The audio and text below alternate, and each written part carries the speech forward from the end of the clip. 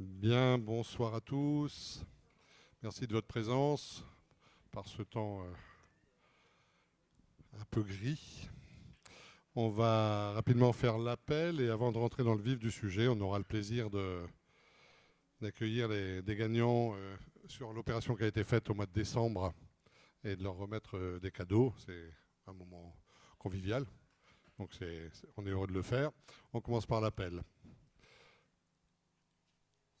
Vas-y.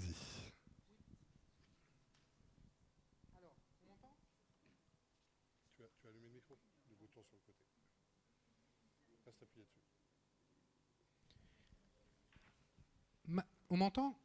Bon, j'ai rajeuni, si j'ai bien compris, Monsieur le Président, puisque je retrouve cette fonction hautement symbolique. Marquette Lélile, Dominique Legrand, Miguel Béadès, Mathieu Jérôme, Carole Depric, Karine Lelièvre.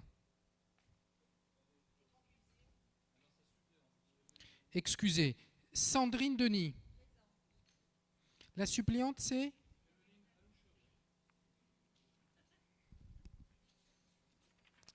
Vambrechy, Sébastien Brognard, présent. Michel Sass, présent. Christelle Galland. Cédric Lecourt. Laurent Witteberg. Véronique Aureman. Excusez. Oui, d'accord. Ok. Et Georges Spadavecchia. Ok. Verlinghem Thierry Bonte. Benoît Bourrel.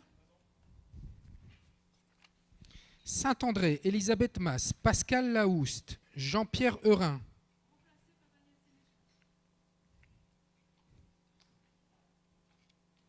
Nicolas Lenindre.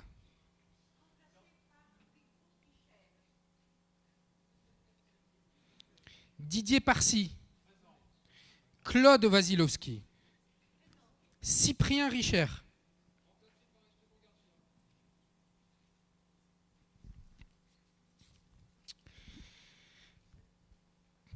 Péranchy Carole Gruson. Durieux Philippe. Des suppléants? Ok. Philippe Van Beneden. Anthony Dutilleul.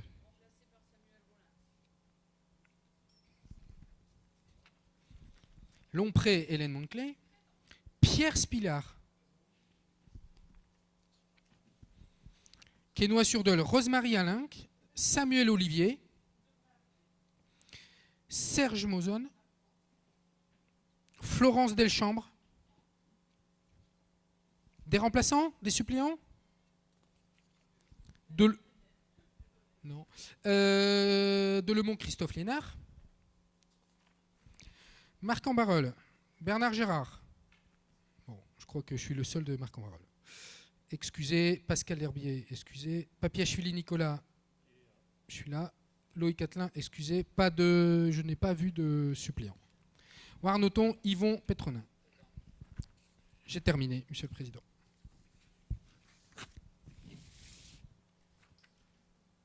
Merci beaucoup.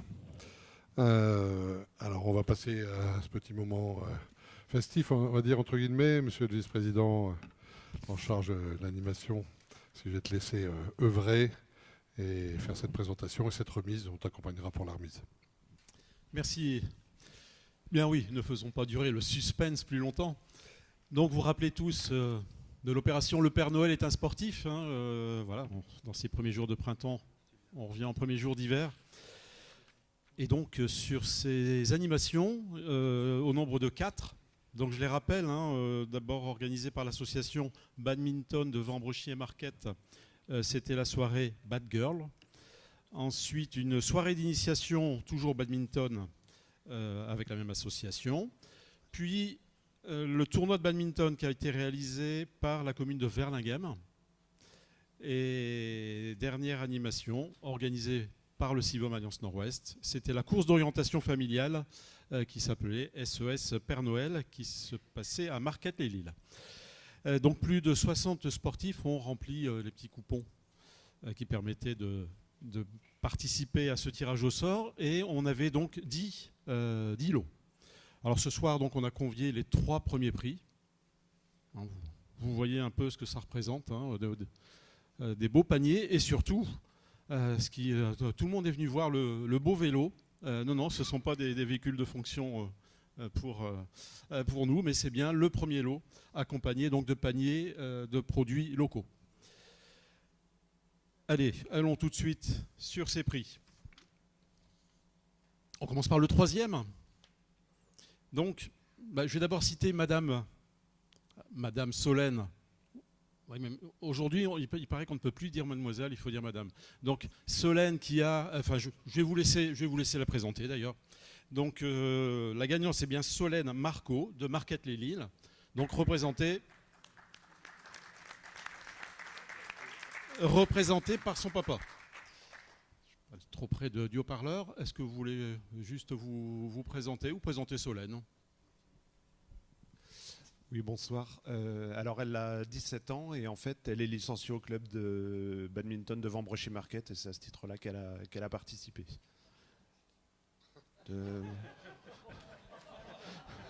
C'est...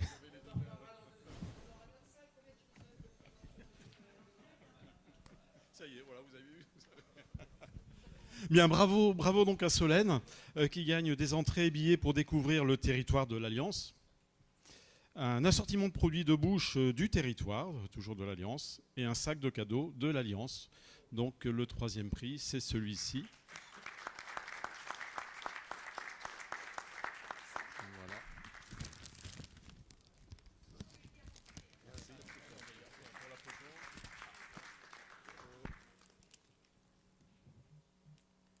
Voilà, merci et bravo. Et bravo à Solène. Alors le deuxième prix, je vais quand même prendre le risque. Malheureusement, c'était une habitante de Vambrochy, mais on n'a pas eu de retour. Hein, c'est ça, mail, téléphone, on a laissé les messages. Mais alors on va quand même la citer, puisqu'elle a quand même gagné ce deuxième prix. Madame Élodie Polite ou Polité, habitante de Vambrochy, qui gagne un sac de randonnée, des entrées et billets pour découvrir donc, le territoire, un assortiment de produits de bouche et un sac de cadeaux.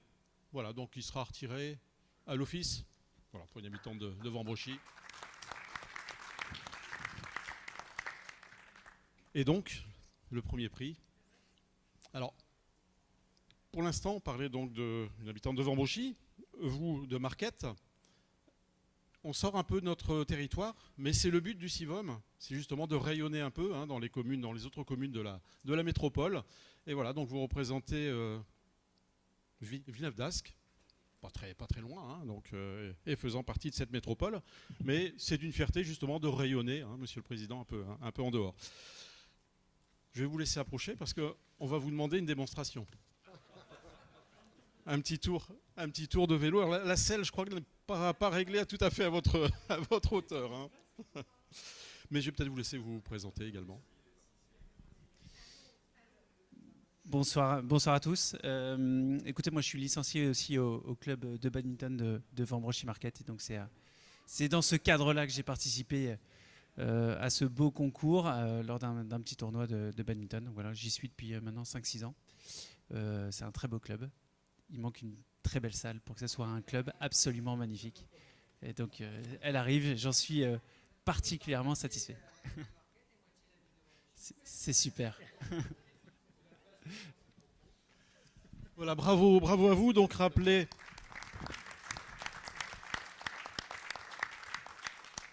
que vous gagnez donc ce beau vélo, des entrées et billets donc pour découvrir encore un peu plus notre territoire, les produits locaux et un sac de cadeaux. Voilà, encore bravo à vous. Et voilà, je laisse le président donc voilà les deux. Oui, il manque le porte-bagages en effet, oui. Mais sinon, la sécurité y est. Voilà.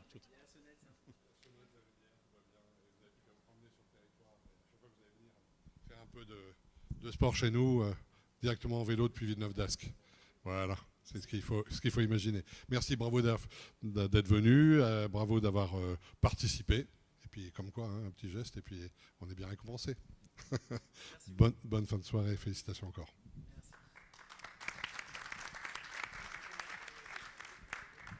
On l'avait quand même prévenu de ce qu'il avait gagné, pour qu'il sache comment venir. Il n'est pas venu en bus. Voilà, et encore bravo à tous les participants et aux organisateurs, bien sûr.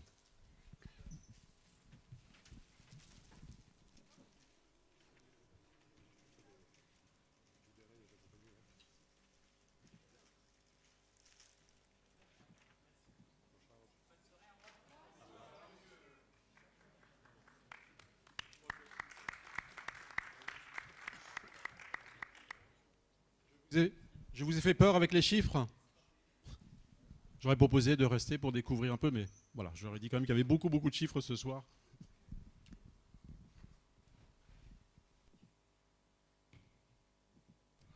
Très bien, on va passer à l'approbation du procès verbal du comité syndical du 14 décembre 2022. Y a-t-il des remarques à faire sur ce procès verbal? Je n'en vois pas. Il est donc approuvé. On va passer sur les points d'information. Comme on le fait d'habitude, on passe par les points d'information et après on passe par les délibérations. On attaque, Elisabeth, si tu veux bien, par la Géronto. Merci Monsieur le Président. Donc en premier point d'information, le projet qui s'appelle Envol. Donc nous avons reçu Laurette Dugardin de l'association Boum dans ton cœur. Elle souhaiterait mettre en place en fait un spectacle retraçant la vie des personnes âgées en EHPAD. Ce spectacle serait unique par établissement et joué à partir de marionnettes portées. Elle souhaiterait mettre ainsi en lumière la maladie d'Alzheimer, mais également la vie des personnes âgées vivant en EHPAD. Alors pour cela, elle a besoin bien sûr de passer du temps en EHPAD, de recueillir la parole des résidents, pour ensuite pouvoir les mettre en scène. Alors ce spectacle pourrait être joué en présence des familles, mais pas seulement, également en présence des enfants des écoles voisines. Des ateliers pourraient également être mis en place à titre d'ateliers de réflexion, d'expression, initiation à la marionnette. Et ce projet pourrait être également intégré à la Semaine Bleue comme manifestation venant compléter les Jeux Intervilles que nous allons reprendre d'ailleurs cette année et organisés par le CIVOM. Voilà, donc si vous avez des questions, je pense que c'est un projet qui est intéressant pour nos résidents. Le projet suivant est le projet VIF, Vivons en forme. Donc là, une réunion s'est déroulée le 1er mars dernier. Il ressort de cette réunion la nécessité de mettre en place dans un premier temps un diagnostic de l'existence sur les différentes communes du CIVOM avec l'accompagnement de l'association VIF. Alors cette réunion, elle a permis de relever 2 axes d'action. Dans un premier temps, une action en lien avec l'animation par rapport au développement durable. Cela serait une action à destination des enfants et des parents. La ville de Saint-André, elle souhaiterait mettre en place une action que l'on appelle pique-nique eau rando, qui pourrait ainsi être mutualisée sur tout le territoire du CIVOM. Cette action, elle serait en fait axée sur le bien manger, c'est-à-dire la valorisation en particulier des produits de saison, sur l'utilisation de gourdes plutôt que des bouteilles plastiques, et aussi la mise en place d'ateliers autour de l'eau, c'est-à-dire le cycle de l'eau, le bar à eau. Et d'ailleurs, cette proposition, elle va être également proposée prochainement lors de la commission Animation Développement Durable. Un deuxième axe d'action qui est le bien-être des seniors. Donc le programme est proposé par l'association VIF à destination des seniors. Il est en cours d'élaboration. Il pourra être proposé aux communes, mais seulement en 2024. Et l'association souhaite limiter donc ce programme à 10 communes. Donc le programme, il est composé de 4 modules. Donc le premier, c'est la thématique est se délecter de savoureux souvenirs et partager de bons moments, avec un atelier qui peut être centré sur la sensorialité et initié à manger en pleine conscience. Je suis sûre que vous savez tous le faire. Également à titre de challenge culinaire, cette saison.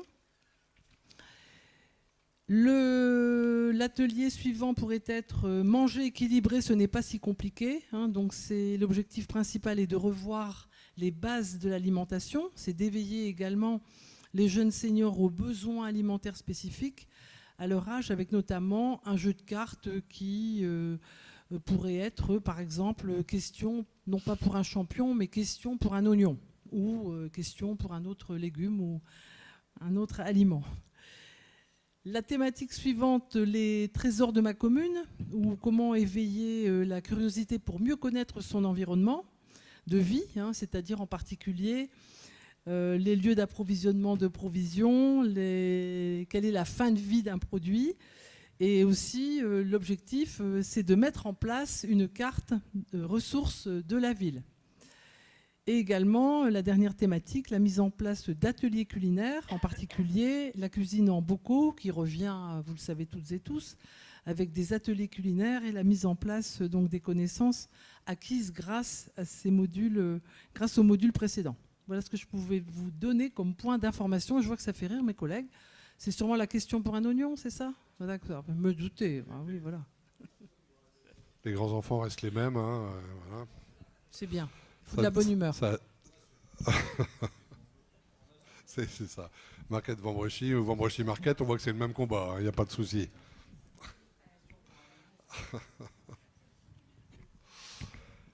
Très bien, merci beaucoup. On va passer à une pièce obligatoire qui est le rapport d'activité et financier de l'EHPAD,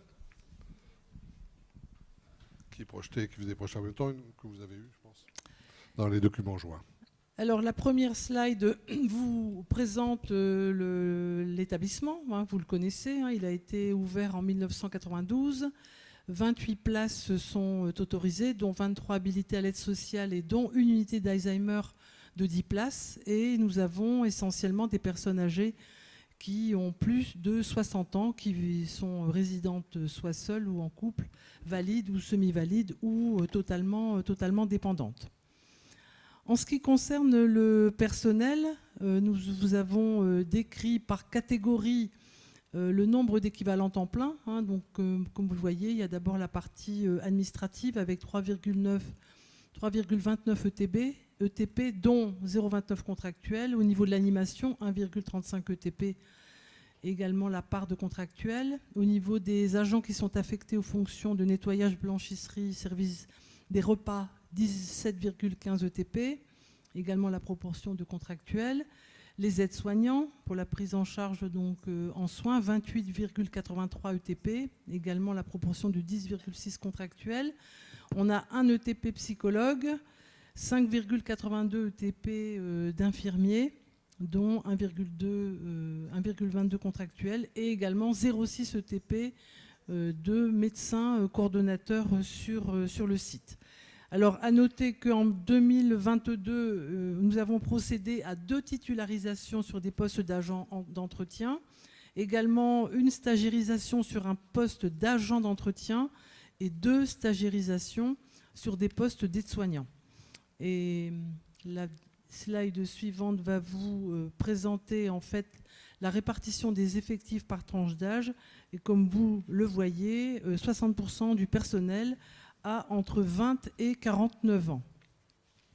En ce qui concerne la formation des personnels, comme vous le savez, nous avons subi la crise Covid et donc pendant cette période, peu de formations ont pu être réalisées. Néanmoins, on note une reprise certaine pour 2022 sur diverses thématiques qui vous sont, je veux dire, décrites sur cette slide, des formations qui sont intéressantes pour la prise en charge donc, de nos résidents à l'EHPAD de Georges Delfosse. En ce qui concerne l'analyse de l'activité, comme vous le voyez, le taux d'occupation a augmenté par rapport à 2021. On peut le concevoir puisqu'en fait on a eu la période Covid et donc les familles gardaient plutôt les personnes âgées à domicile. Et comme vous le voyez, je veux dire la progression entre 2021 et 2022, on avait 88,18% en taux d'occupation révisé et nous sommes à 93,16% ici en 2022. Également, la répartition des résidents par rapport au niveau de dépendance, ce que l'on appelle le GIR. Pour rappel, vous savez que le GIR 1 est le niveau le plus dépendant. On peut noter également une augmentation donc, de nos résidents qui sont classés en GIR 1 et ceux de 6% par rapport à l'année 2021. Également sur l'analyse analyse de l'activité, oui. La provenance des résidents, on vous a mis le petit tableau. Comme vous le voyez, il y a un total de 51 résidents provenant des communes du CIVOM et nous avons également une attractivité pour les communes en dehors du CIVOM puisque nous avons actuellement 33 résidents hors alliance. L'évaluation également du pathos moyen pondéré et du GIR moyen pondéré. Le PMP indique la lourdeur en soins médicaux pour un malade moyen, alors que le GMP, c'est le GIR moyen pondéré qui exprime la lourdeur en soins de base d'un malade moyen.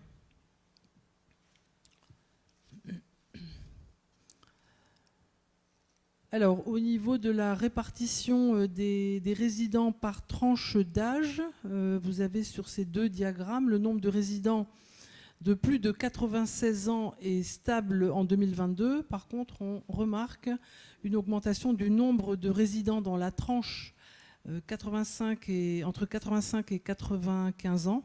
Cela s'explique notamment par l'augmentation du taux d'occupation par rapport à l'année 2021 dont je vous ai parlé précédemment.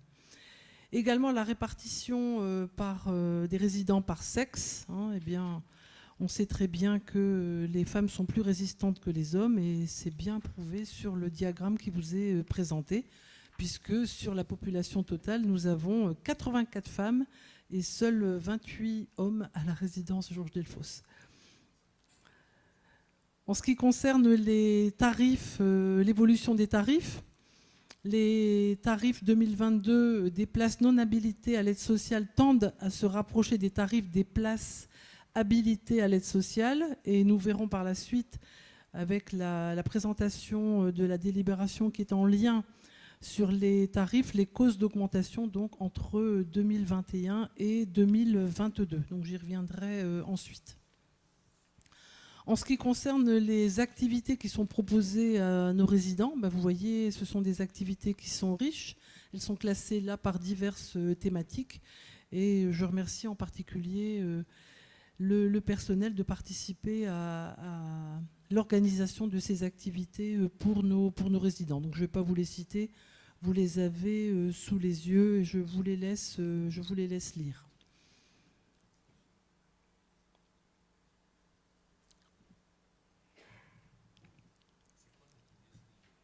Un atelier Snowzolen, c'est plonger les résidents dans une ambiance particulière, c'est-à-dire qu'il y a un appareil qui diffuse soit des odeurs, soit il y a des plumes que tu peux toucher, soit il y a des sons, enfin voilà, des oiseaux.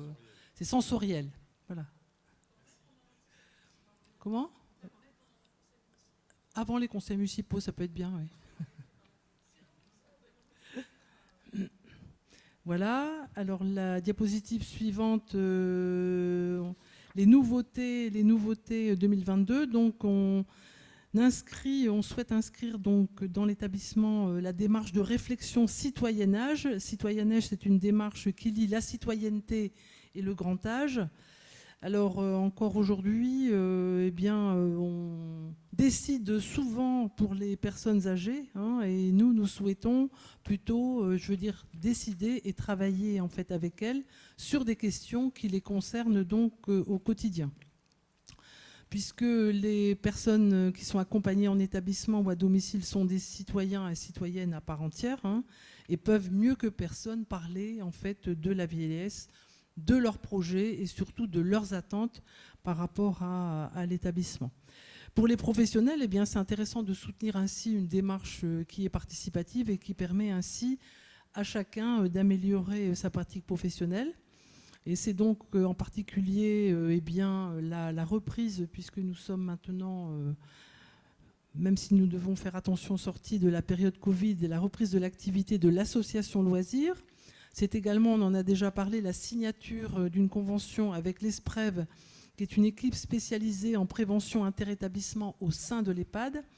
C'est la reprise également de l'accueil d'un jeune en service civique. C'est aussi l'inscription dans le projet infirmière de nuit mutualisée en partenariat avec certains EHPAD de proximité géographique. On en a parlé lors d'un dernier comité syndical. Et c'est également la réponse à un appel à projet qui a été lancé par la Fondation des hôpitaux pour la transformation en particulier des kitchenettes d'étage et en cuisine à visée thérapeutique. En ce qui concerne les produits d'exploitation 2022, je vous propose de revenir sur ces produits d'exploitation et dépenses d'exploitation lors de la présentation de l'ERRD 2022 quand nous aborderons ce rapport de façon prochaine.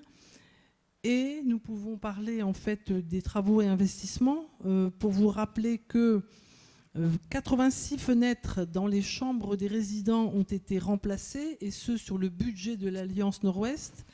Également sur le budget de l'Alliance Nord-Ouest, l'installation d'une porte d'entrée à ouverture automatique. Ça a été également l'achat de divers matériels, et ce sur le budget EHPAD, en particulier une armoire froide pour la cuisine, 4 chariots de linge, des fauteuils roulants et des tables à manger au lit. Également, nous avons procédé au renouvellement de voilage pour tous les logements, l'installation de stores à enrouleurs pour les salons panoramiques. Également, le changement de porte en PVC au niveau de la lingerie. Également, l'installation de supports pour des claviers ergonomiques. Changement d'antenne de télévision, lampes et spots extérieurs, et également remplacement de divers blocs de secours. Voilà, c'est tout. Voilà pour ma part, Monsieur le Président. Merci beaucoup. C'est tout pour l'instant. Puisqu'on verra en effet le RRD dans les délibérations. Donc on reviendra tout à l'heure sur le sujet. Emploi service civique, quelques informations sur le déroulement de la session en cours. Oui, la session est actuellement en cours. Elle a débuté le 8 décembre 2022 et elle va prendre fin le 7 juillet 2023. Pour rappeler un petit peu, on a actuellement 11 volontaires, 3 à Marquette, 5 à Marc-en-Barœul, 1 à Vambrochy, 1 à Longpré, 1 au Civaume en développement durable, 1 à l'EHPAD et 1 à Saint-André pour le volet senior. Globalement, tout se passe bien. Bon, il y en a un qui a voulu, notamment à Marquette, arrêter par lui-même, et puis une mission aussi à Longpré s'est arrêtée, mais ça a été replacé au Sapin Bleu à Péranchy. Donc globalement, ça se passe très bien. Ils sont tous très volontaires et ils sont dans un cycle de formation. Donc par exemple, les 3 dernières formations qu'ils ont effectuées, ils ont travaillé sur la différence qu'on peut avoir de part et d'autre, savoir aussi comment gérer un budget, ou alors autour des valeurs citoyennes. Et la clôture, elle aura lieu le 7 juillet. Si vous êtes disponible, vous êtes les bienvenus. Et c'est toujours sur l'heure du midi, le 7 juillet, sur l'horaire du midi. Et le lieu, il n'est pas encore déterminé, mais ça serait tardé. Encore un peu de marge pour juillet. Merci beaucoup. Affaires générales. Plateforme informatique. Michel, si tu veux bien. Donc, la plateforme informatique. Donc, ça, c'était un souhait de quelques communes, d'avoir une aide spécifique sur l'informatique au sein du CIVOM pour que chaque commune puisse en bénéficier et puis avoir un petit soutien. Donc, le prestataire a été choisi. Il s'agit de la société Pragmea. Et puis, elle a plusieurs objectifs. C'est de renforcer la coopération entre les collectivités du territoire, de notre territoire, faciliter aussi nos communications entre acteurs des collectivités, élus et comme les agents, centraliser les informations et sécuriser nos échanges. Cette plateforme sera constituée d'un espace collaboratif pour les élus des commissions, travail en amont et en aval des commissions, mutualisation des idées, un espace collaboratif pour les services informatifs, échange entre experts sur les problèmes rencontrés et solutions. et un espace dédié aux agents leur permettant de trouver rapidement une aide informatique, tuto, questions-réponses, en permettant la décharge des services informatiques. Oui, c'est une attente, hein. C'est vraiment quelque chose qui a été relevé et demandé par les communes. Et j'ai déjà dit, mais c'est un début. Pour l'instant, ça permet de mettre en place des collaborations, des bons réflexes, on va dire déjà, et pour qu'on puisse aller plus loin sur des temps partagés, le cas échéant, ce qui est notre objectif suivant. Alors, donc, affaires générales, rapport d'activité, on va le faire en voie multiple. Rapport d'activité 2022. Un petit rappel simplement concernant les communes composant l'Alliance. Pour ce qui concerne l'année 2022, vous les connaissez puisque vous y voyez encore apparaître Lambersart et Comines. Sur la répartition des contributions financières, vous avez le tableau avec la reprise des montants. Vous avez les montants détaillés, y compris la séparation entre contribution et TPU. Le tableau nous fait apparaître la contribution totale pour qu'on ait bien le point entre ce qui est fiscalisé et la composition totale, la différence étant la TPU, rien de particulier, sachant que simplement les contributions, mais on reviendra encore une fois tout à l'heure sur les comptes administratifs, etc., sur la hauteur des contributions à 815 312,30 et la TPU à 303 909. On va, si tu le veux bien, passer sur l'emploi.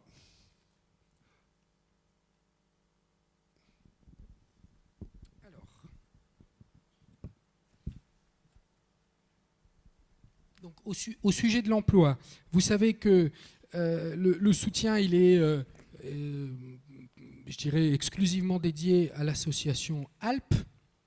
Donc l'association ALP, c'est 3 postes, 3 dispositifs. La mission locale, le PLI, la maison de l'emploi. Donc là, vous avez les subventions qui ont été accordées dans le cadre de l'année 2022. On verra pour l'année 2023 tout à l'heure. Donc, ce qui est intéressant, c'est peut-être de regarder un petit peu le mission dispositif par dispositif. D'accord ? Donc, commençons par la mission locale. La mission locale, je vous rappelle, c'est pour les jeunes de 16 à 25 ans dans le cadre de leur parcours d'accès à un emploi durable. Donc là, nous, on verse une subvention de on a versé une subvention de 263 527 €. Et vous voyez dans le tableau toutes les aides qui ont été allouées à ces jeunes-là. Alors bien évidemment, ces montants-là, c'est tout le budget de la mission locale, hein, d'accord, avec les autres contributeurs. Le plus gros poste, c'est la garantie jeune. D'accord, c'est plus de 2 millions d'euros la garantie jeune. C'est vraiment pour les jeunes qui sont les plus éloignés de l'emploi. D'accord, avec une aide à la fois financière, mais un accompagnement surtout très personnalisé avec beaucoup de formation. Et tout ça, ce sont les missions locales qui l'organise. Et alors, vous avez aussi dans le tableau en bas à gauche, là, les actions en 2022. Donc, vous voyez tous les chiffres. Je pense que c'est intéressant que vous puissiez avoir ces chiffres-là à l'esprit parce que c'est véritablement très concret le travail qui est réalisé par la mission locale. Et ensuite, ce qui est intéressant aussi, c'est le retour sur investissement pour les communes. Donc, encore une fois, c'est au global, hein, toutes les subventions, tout le budget de la mission locale. Donc là, vous voyez, commune par commune, combien de jeunes et qu'est-ce qu'ils ont bénéficié. Donc c'est des aides directes, mais indirectes aussi. Hein, c'est tout l'accompagnement qui est réalisé. D'accord ? Donc c'est quand même pas négligeable l'apport qui est fait par la mission locale. Alors le PLI. Principalement, le public concerné, c'est les allocataires du RSA. D'accord ? Donc nous, on a versé 185 000 €. Et donc là, vous voyez ce qui a été réalisé au niveau du PLI, notamment avec l'accompagnement qui est renforcé, avec le nombre de participants, les parcours, le suivi qui est organisé par les agents du dispositif du PLI.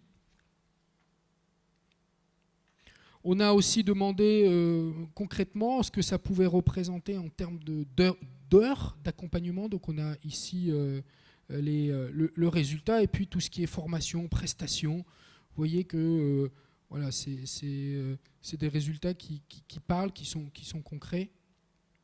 Et enfin, la mission de l'emploi. Donc là, on est davantage sur l'accompagnement dans le cadre de la vie économique du territoire, d'accord. Donc 130 000 euros avec des choses que chacun connaît ici, notamment le salon de demain, hein, c'est demain. Hein. Vous avez tous à venir à l'inauguration, voilà. Demain, salle du Forum à Marquette, les clés de l'emploi, dans sa 11h30. 18e ou 19e édition. Voilà. Donc ça, c'est le programme phare, mais il n'y a pas que ça, il y a beaucoup d'autres salons, il y a tout le développement de l'emploi local, il y a toute la relation qui est faite par la maison de l'emploi entre demandeurs d'emploi, mais surtout autour des besoins des entreprises de notre bassin. D'accord ? Et puis c'est aussi un travail qui est réalisé par exemple pour les porteurs de projets, ceux qui veulent créer une boîte, etc. Donc c'est un travail très intéressant qui est réalisé par la maison de l'emploi.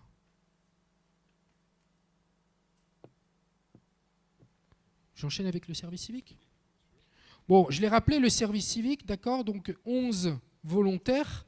Et regardez un petit peu les formations, moi j'ai trouvé ça très intéressant. Les formations, donc il y a tout, il y a de la formation à la citoyenneté et il y a aussi de la formation sur la vie personnelle de chacun.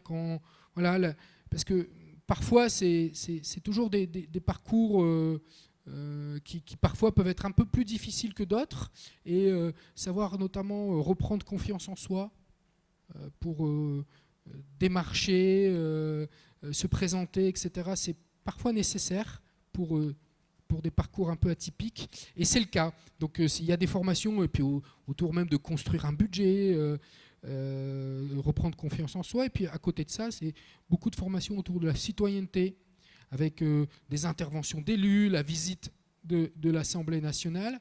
Et tout ça fait que voilà, c'est à la fois enrichissant aussi bien sur le plan de la citoyenneté que personnel aussi. Merci beaucoup. C'est tout à fait vrai, hein, cette espèce de grand écart entre la confiance en soi et la visite de l'Assemblée nationale, ça donne clairement la diversité de ce qu'il aurait apporté pendant leur session de 7 mois. Il y a spectacle. Mais je le répète à l'envi, mais pour faire à chaque fois avec Nicolas le démarrage de la session et la fin des sessions, on rencontre à chaque fois des jeunes qui ont vraiment, vraiment évolué pendant la période qu'ils ont partagée dans vos communes. Donc ça reste vraiment quelque chose de tout à fait riche pour eux et donc forcément riche pour notre territoire. Sur la mission locale, Nicolas, tu donnais des échelles concernant les réemplois et donc tout ce qui est aide qu'on arrive à lever.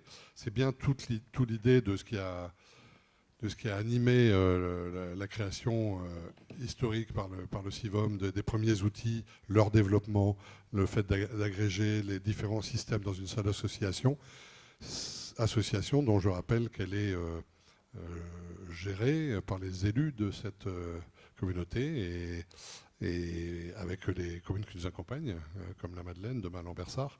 Mais c'est nous qui orientons. Ce n'est pas gratuit, tout ça. C'est pas, à la fois, c'est un bras extérieur, mais ceci étant, le bureau, tous les dirigeants, etc., sont tous issus des élus qui sont ici. Donc, c'est extrêmement important de le comprendre. Et donc, les subventions qu'on apporte, c'est un effet de levier, puisque ça nous permet d'aller chercher de la subvention européenne, de la subvention au département. Même la MEL, aujourd'hui, arrive est dans le tour de table aujourd'hui, donc on collabore nous avec tout le monde, évidemment Pôle emploi et l'État, mais c'est cet effet de levier qu'on recherche par cet amalgame, le fait d'être concentré, d'avoir une réelle voix portée, une importance suffisante, c'est vraiment ce qu'apporte le système. Animation du territoire, Christophe, voilà. On a fait de beau en 2022. Donc oui, bien sûr 2022, on viendra tout à l'année 2023. Donc l'animation, de notre territoire, avec bien sûr les fêtes de l'eau. C'était donc les 3, 4 et 5 juin cette année, avec d'abord l'inauguration sur Dolémont, sous la pluie, hein. Souvenez-vous un petit peu, oui. Mais un très beau spectacle malgré tout, qui s'appelait Envol, malgré les ailes mouillées. Le spectacle, bien sûr, des 4 éléments qui étaient sur la base de loisirs de Lompré, Péranchy, Verlinghem. C'est le désordre ? La base de loisirs du port, voilà. Mais c'est bien de rappeler également les 3 communes composant donc ce CIVOM. Donc spectacle qui s'est terminé par un feu d'artifice. Et je crois qu'au moment du bouquet final, on a eu également des éclairs et un peu d'eau, mais franchement, vous avez eu la chance quand même. Hein. C'était millimétré.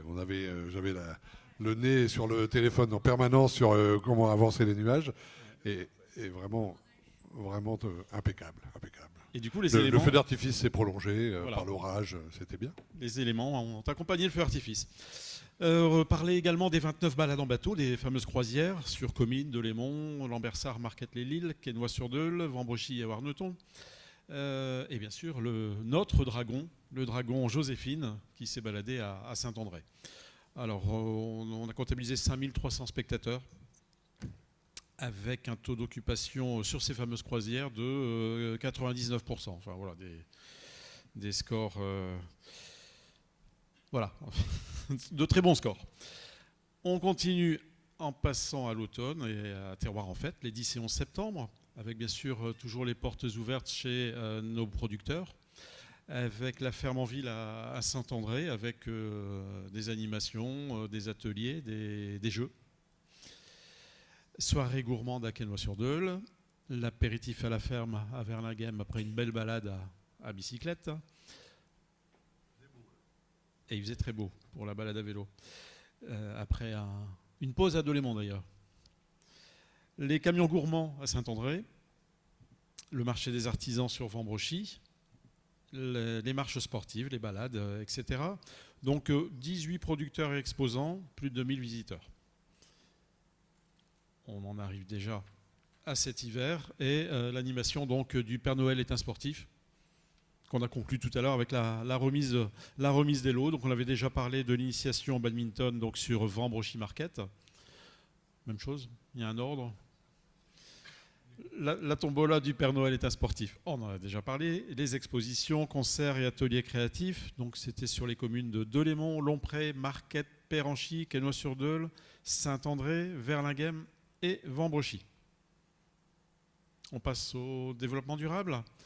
Donc avec ville et campagne propre, hein, on vient de vivre la saison 2023, mais là on parle bien de 2022, avec plus de 500 participants, 50 mètres cubes de déchets ramassés, 30 000 mégots récupérés par le mégot géant qui est exposé donc, sur 2022 à Saint-André, et des déchets insolites, des doudous, des jouets, un peu particuliers, des balais et des vêtements. On continue avec le World Clean Up Day, donc même chose, mais le 17 septembre, avec toujours plus de 400 ramasseurs bénévoles, 40 mètres cubes de déchets collectés et 20 000 mégots.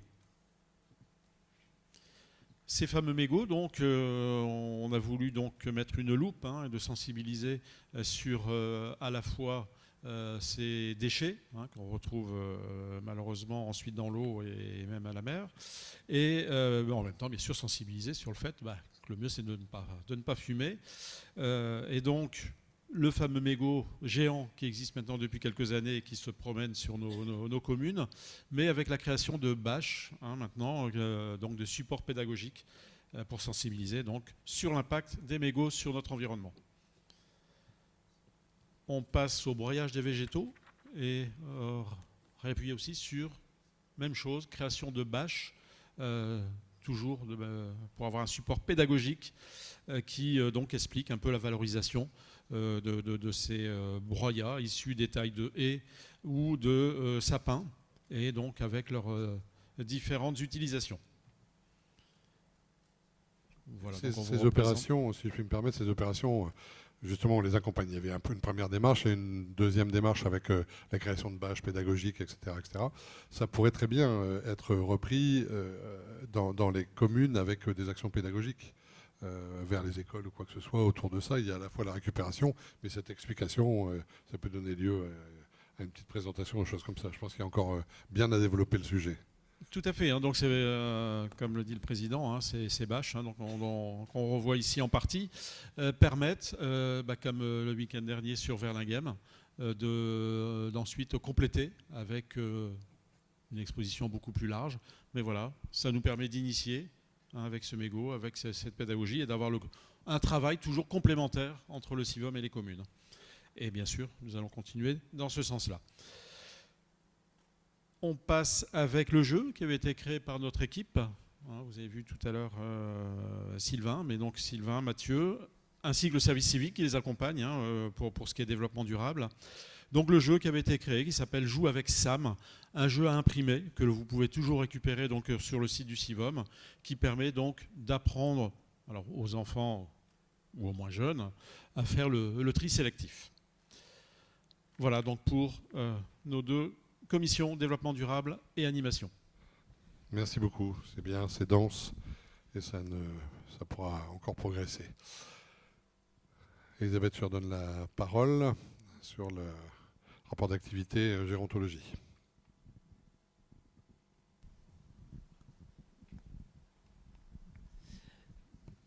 Je l'ai déjà présenté. J'ai déjà présenté, moi, ça, tout à l'heure, oui. Voilà. Alors, c'était en avant-première, tu as donné les tableaux, donc je pense que comme ça, vous avez eu tous le temps d'y regarder de près, et surtout sur la liste des ateliers qu'Elisabeth vous avait demandé de consulter si vous ne l'aviez pas encore fait. Soutien au clic ? Soutien au clic. Alors, le soutien au clic, comment dire, comme vous le savez, le clic est une association, c'est un guichet d'accueil qui permet donc d'informer à destination des familles et comment dire, qui est ouvert également aux personnes âgées qui souhaitent se renseigner sur l'ensemble des procédures du maintien à domicile. Donc vous voyez là le nombre de sollicitations qui ont été faites au niveau du clic pour les diverses communes donc, du CIVOM, avec la répartition par niveau. Niveau 1, 2, 3. Donc niveau 1, c'est information, orientation vers les services et solutions localement disponibles. Le niveau 2, c'est l'évaluation de la situation et des besoins de la personne, avec en particulier l'élaboration d'un plan d'aide individualisé. Et le niveau 3, c'est le suivi, la coordination de ce plan d'aide personnalisé, en collaboration bien sûr avec les différents intervenants extérieurs.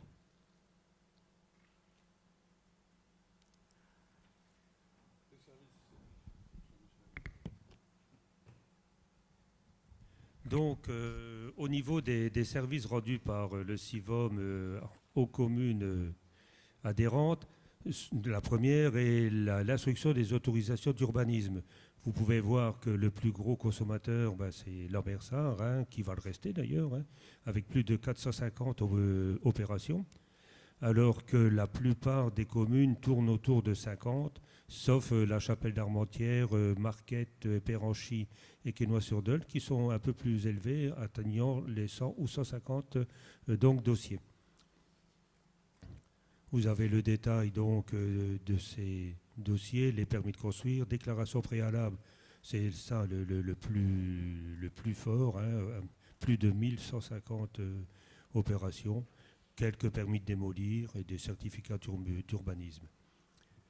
Au niveau de la gestion des archives, là aussi, nous avons pas mal de communes qui sont intéressées et qui vont peut-être entrer donc dans le circuit grâce donc au changement donc de règlement que nous avons voté dernièrement. 300 jours d'intervention dans les communes, 161 mètres linéaires d'archives et 370 mégaoctets. 97 mètres éliminés, 49 sessions de formation dans les communes, des recherches administratives, 60, 10 chercheurs reçus et une exposition virtuelle qui se tenait à Quesnoy. Donc, on peut voir que notre service archive a une très bonne cote dans nos communes. Ils sont efficaces, ils sont formateurs et ils réalisent de très belles choses. Merci beaucoup. Même si c'est marqué chiffres clés 2021, ce sont bien les chiffres clés 2022 qui sont sous le camembert. Oui, on voit apparaître 370 mégas. C'est les premières apparitions d'une partie d'archivage numérique. C'est un sujet qui a beaucoup de mal à avancer parce qu'il a énormément de contraintes. Mais ça, à mon avis, ça a amené à progresser aussi dans ce sens-là.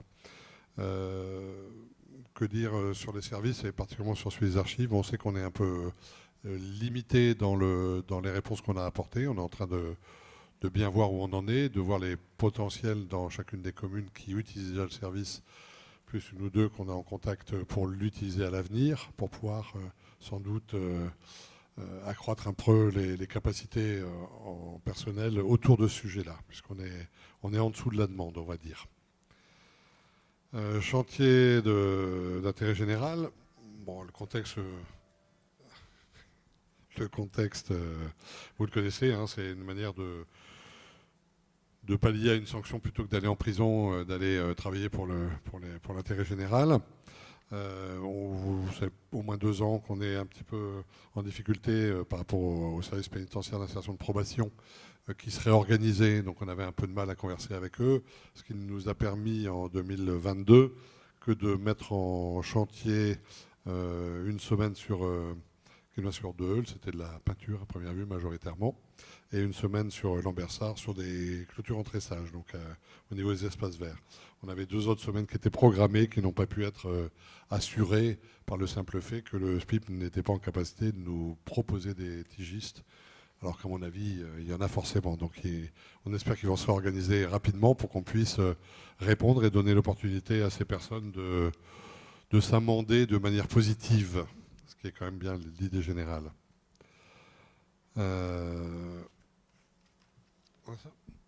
Mutualisation et échange, réflexion sur les projets de mutualisation. En fait, on en a parlé tout à l'heure, informatique, plateforme collaborative, l'élargissement des services proposés en urbanisme, c'est l'ouverture à ce qui concerne la publicité, et l'autre sujet sur le relevé des réseaux. Donc ça, et les autorisations de travaux qui seront probablement les plus nombreux à arriver sur le service.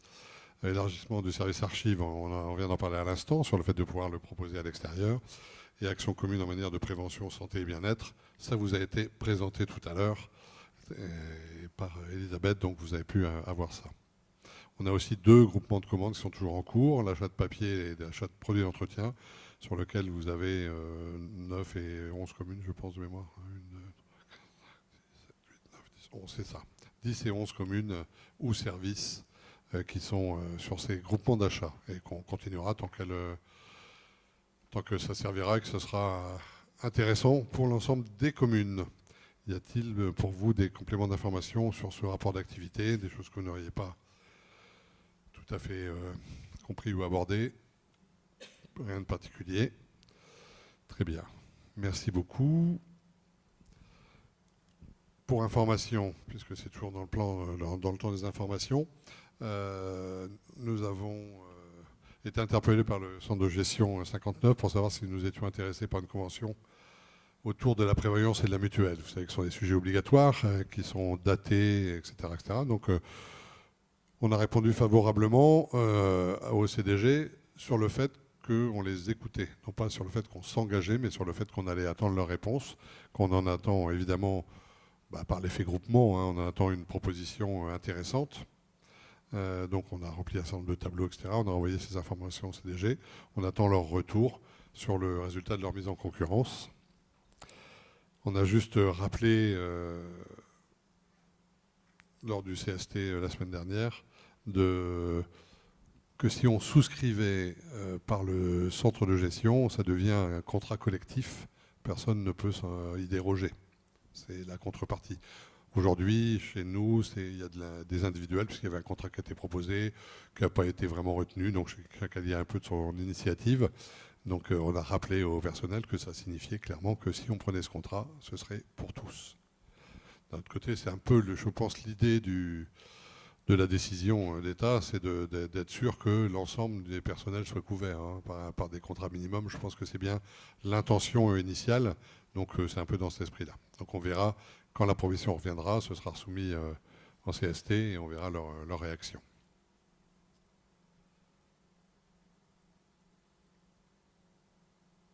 Alors, animation, développement durable à Amélio. Tu as de l'information à nous donner? Oui, rapidement. Donc on passe à 2023 maintenant.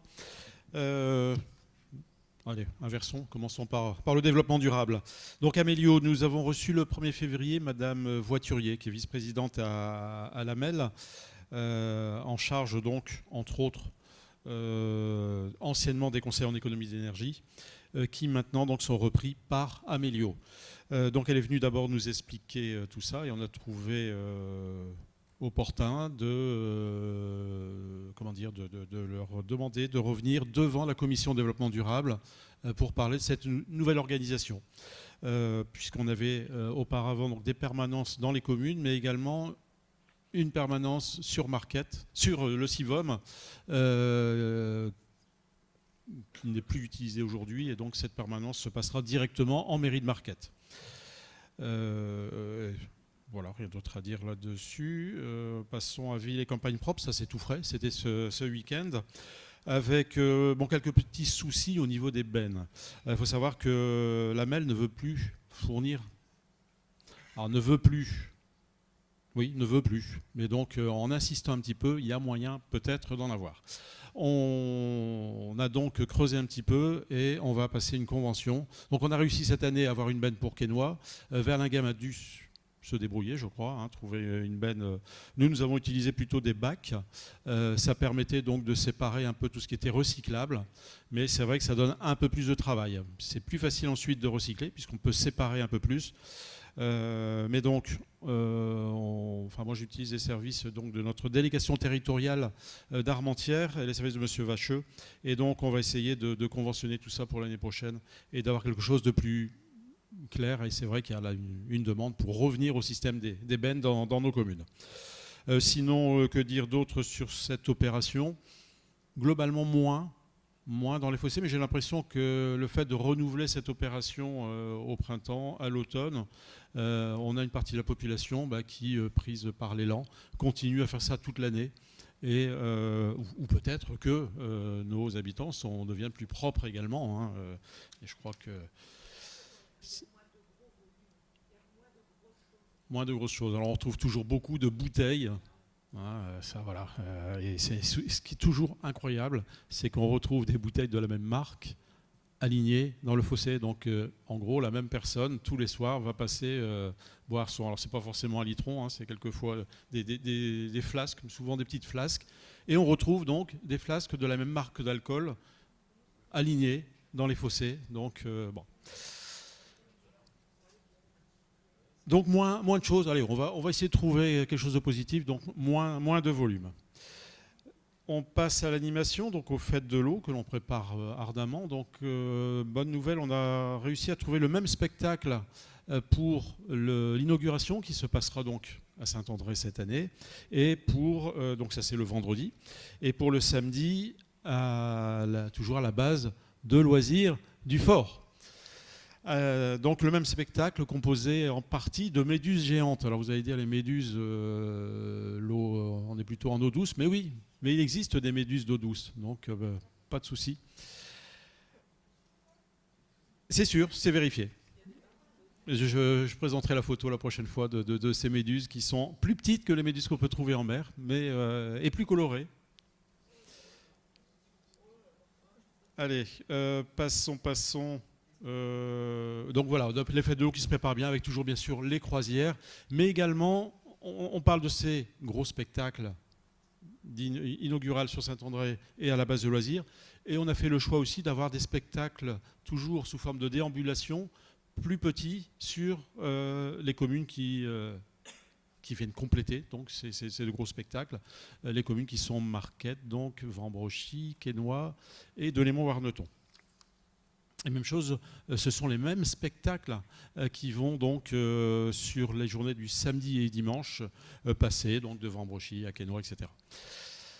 Allez, les actions développement durable pour 2023. Donc les membres de la commission ont proposé, on en a déjà beaucoup parlé, de ce fameux kit qui serait distribué au CP, après rencontre avec les élus et agents de Roubaix, là-bas sur place, et après donc échange sur leur expérience.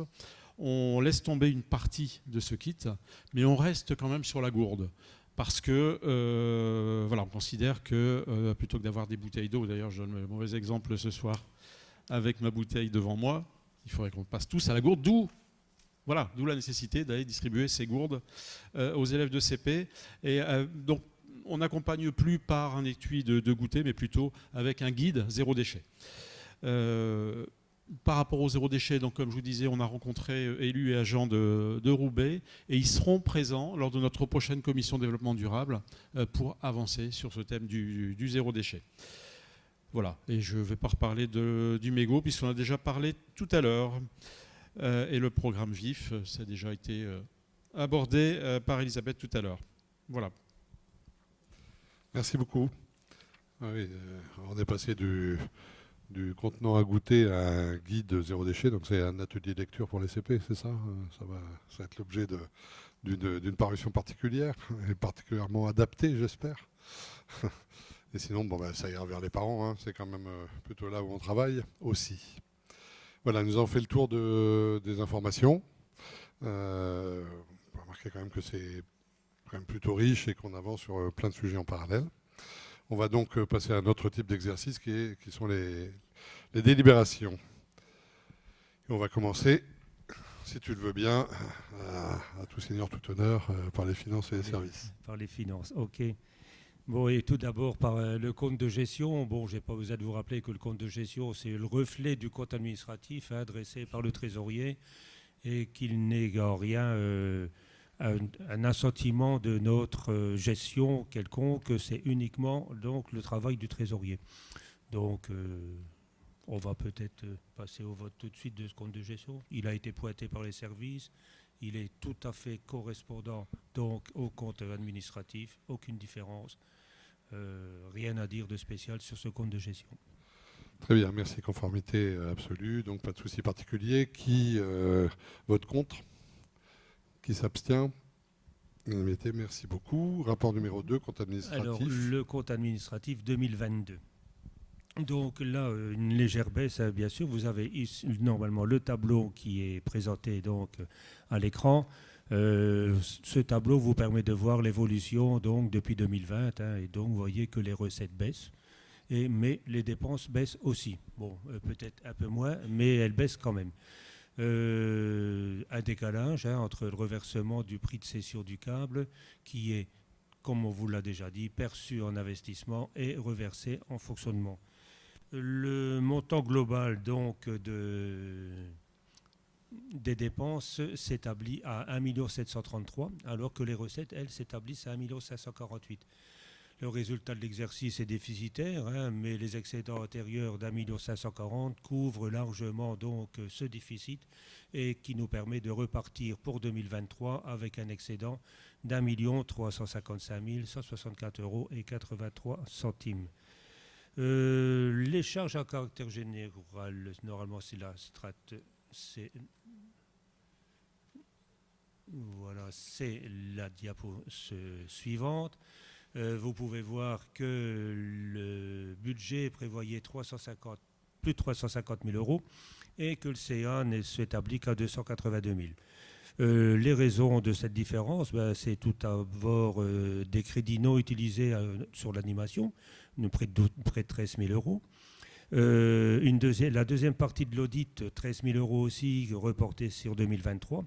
Et la non-réalisation de l'accompagnement pour la sortie de l'Ambersart qui était budgété pour 44 000 €.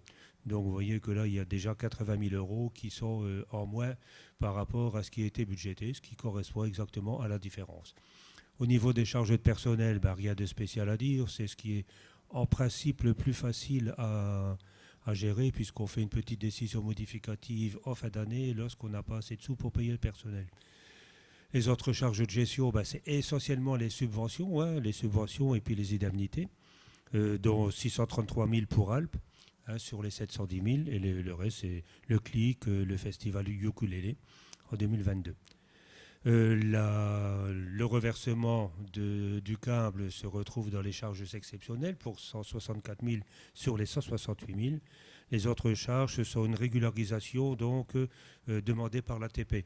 Elle a été demandée dans pas mal de communes. C'est des écritures qui datent d'avant 2009 et puis qui ne savent pas retrouver. Donc, ils nous demandent de faire des écritures de régularisation qui ne jouent pas donc, dans d'autres CA. Hein. Et les amortissements pour 24 000 €. Au niveau des recettes, vous pouvez voir que l'atténuation des charges, 8 000 € réalisée à 8 058, un tout petit peu plus. Les produits de facturation évalués à 320 000 € réalisés pour 318 000. Les contributions directes un peu minorées par rapport à ce que nous avions prévu, hein, 797 000 au lieu de 815. Les dotations subventions, là, pile poil. Et les autres produits, n'en parlons pas trop, 10 €. Donc le total des recettes qui a été budgété pour 1 490 000 a été réalisé à hauteur d'1 472 000. Les produits financiers, 53 000, ça c'est la location des réseaux qui va se terminer aussi. Et les produits exceptionnels, c'est les indemnités de Bondu. Hein.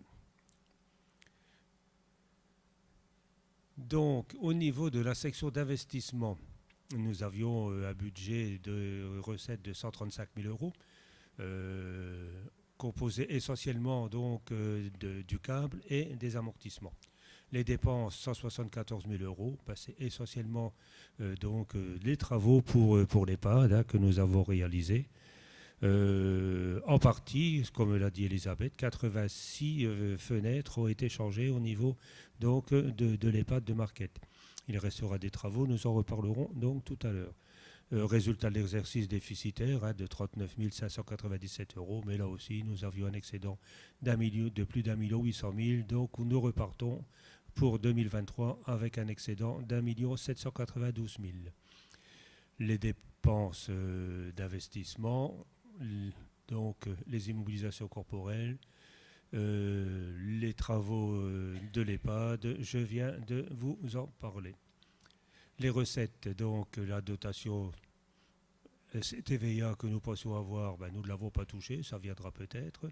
Donc les immobilisations financières, c'est le câble pour 110 000, les recettes réelles 110 000 et les amortissements 24 000 €. Voilà pour le compte administratif 2022. Très bien, résultat d'exercice, oui, à moins 39 000, c'est ça. Très bien. Est-ce qu'il y a... Bon, ça reste des choses qu'on a données au fur et à mesure de l'année. Hein, c'est le développement et le résultat administratif de tout ça. Est-ce que vous avez des questions particulières, des compléments d'information? Je vous écoute. Un micro.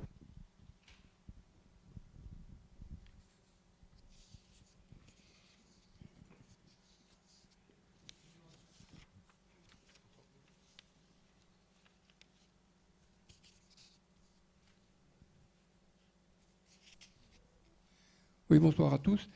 Le compte administratif 2022 montre que le CIVOM cherche enfin à dépenser l'argent cumulé depuis ces dernières années. Le résultat cumulé en fonctionnement et investissement est supérieur à 3 millions. C'est considérable et inutile.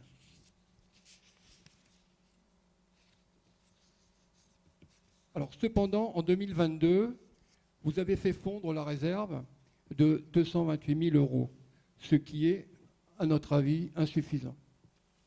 Voilà, je vous remercie. Merci. Je ne sais pas s'il y a lieu de répondre réellement à ça. Inutile. Chacun a pu juger dans le nombre d'actions et ce qu'on a présenté de l'unité du propos. Je pense que là, tout est absolument clair sur la manière de voir les choses. Et en tout cas, nous sommes toujours inscrits, nous, dans nos actions. Et l'orientation et les exercices déficitaires sont bien un choix stratégique qui nous a été présenté il y a plus d'1 an, il y a même 2 ans maintenant. Et on continuera à être au plus près des comptes et au plus près des services à apporter à chacune des communes et à nos habitants. Oui, bonsoir. Bonsoir. Une petite question concernant les travaux qui ont été réalisés effectivement sur l'EHPAD. il y a un écart assez important entre ce qui avait été provisionné, enfin prévu dans le budget et ce qui a été réalisé. Je crois qu'on est du simple au double à peu près. Oui. Comment pouvez-vous expliquer cette différence? Voilà. C'est uniquement nous avions donc prévu de changer la totalité donc des fenêtres pour isoler toutes les chambres, et toutes les chambres n'ont pas été faites au niveau des travaux, si vous voulez. Mais donc vous allez voir que pour 2023, nous remettons donc une somme pour finir ce genre de travaux. Ouais. Donc c'est uniquement parce qu'on n'a pas pu le faire. C'est pas une volonté de ne pas le faire. C'était pas du tout ça. Hein. Nous vivons tous, aussi bien ici que dans nos communes, la complication des marchés. Difficile d'avoir des réponses adaptées, etc. Donc ça a généré des choix, mais c'est un report pour l'année 23. Pour nous, l'intention n'a absolument pas changé. D'autres questions? On va donc passer au vote. Qui vote contre? Ah ben non, voilà, c'est pas toi qui dois le dire. C'est ce que j'ai dit tout à l'heure que je devais sortir, mais Caroline elle m'a dit non. Bon, non, mais tu n'es peut-être pas obligé de sortir. Bon, amusez-vous bien. Bon, je vais quand même aller jusqu'à là-bas. Hein.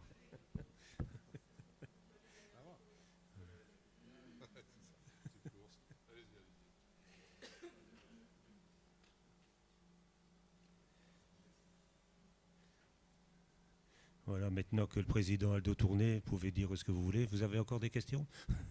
Non, bien. Donc on passera au vote si vous voulez bien. Alors, qui vote contre ce compte administratif? Une voix. Qui s'abstient? Donc je peux constater que le compte administratif 2022 est voté à 29 voix pour et une contre. Merci.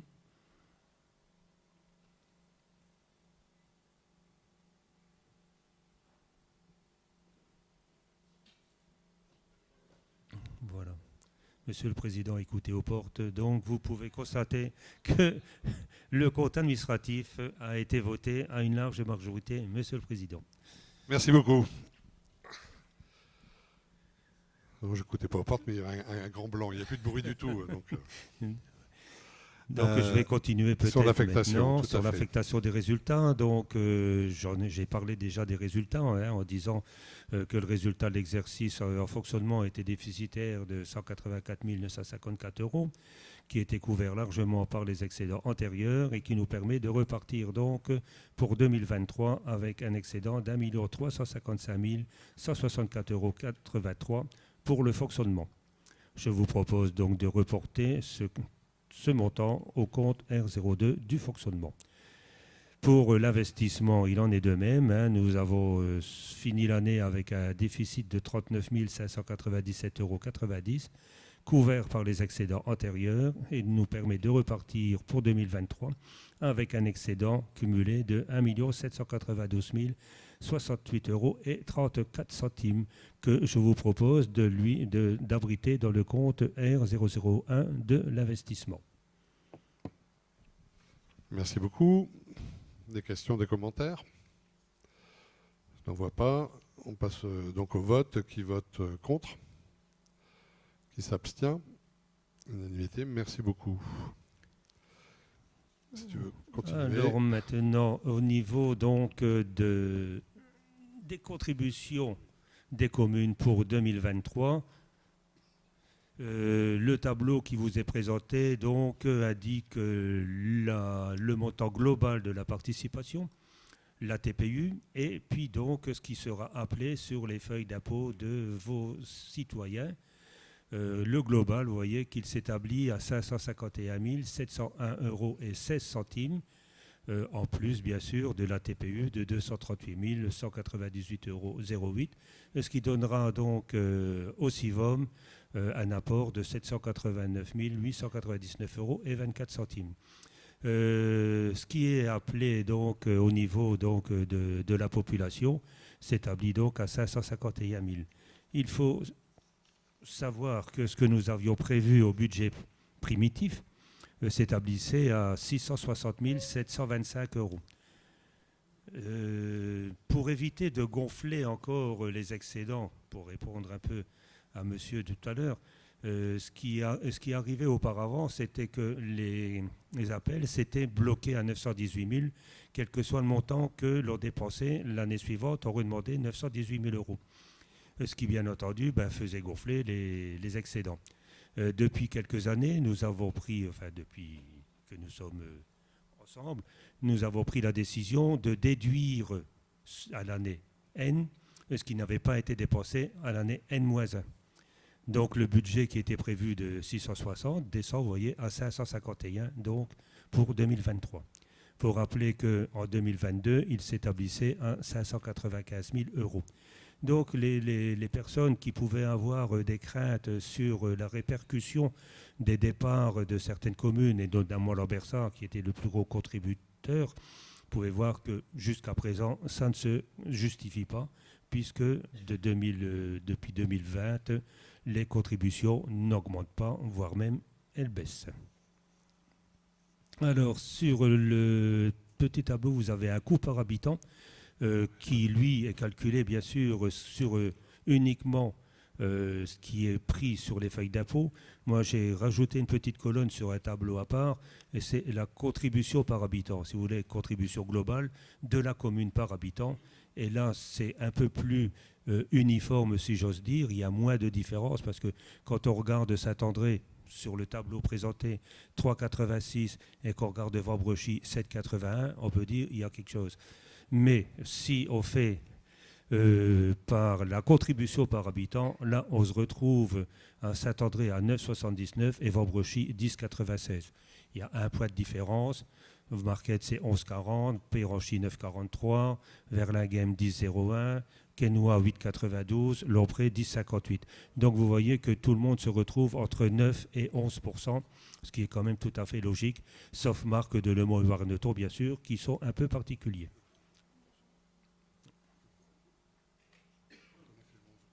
J'ai dit quoi? Ah, pour ça, oui. Non, c'est 9 et 11 euros. Pardon. Très bien. Sur donc ces contributions des communes qu'on reverra de toute façon dans le budget supplémentaire, pour ce qui est du détail, je pense. Qui a des remarques particulières? Est-ce que vous voulez bien donner le micro?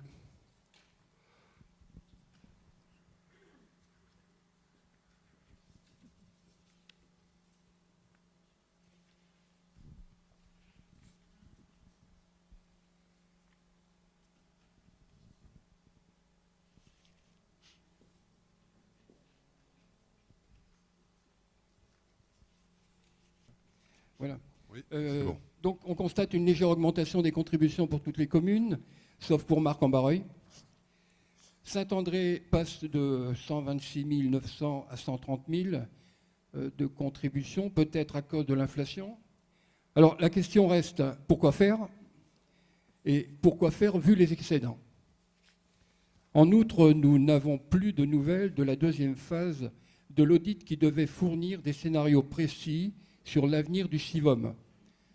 Un partage de documents et une présentation des travaux sont-ils prévus? Je vous remercie. Oui, donc sur la première partie, pas grand-chose à dire. C'était expliqué par Michel. Pour la seconde partie, vous allez avoir la présentation du budget définitif 2023, budget supplémentaire, qui fait apparaître les actions, les budgets sur lesquels vous verrez, comme on s'y est engagé, apparaître la deuxième partie de l'audit, qui sera la partie fonctionnelle, et qui est bien prévue en 2023.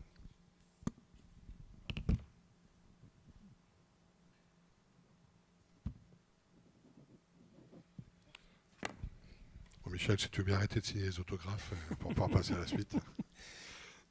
Budget supplémentaire. Le budget supplémentaire. Quand même les contributions des communes. Après ces remarques, cette remarque enregistrée, qui vote contre, qui s'abstient, unanimité, merci.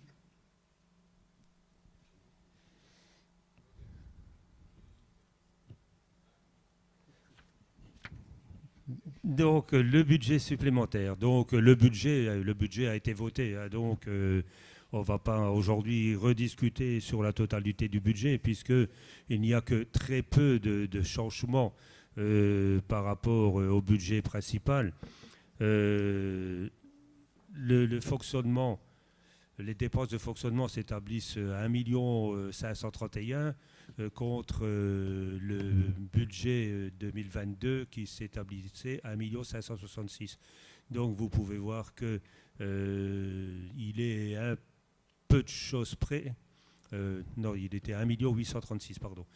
Donc il est quand même nettement plus raisonnable que celui de 2022, puisqu'il y a quand même 300 000 euros donc, de différence au niveau des dépenses. Ces dépenses, bon, on peut regarder ce qui justifie cette différence. C'est relativement simple. Il y a 300 000 euros de différence.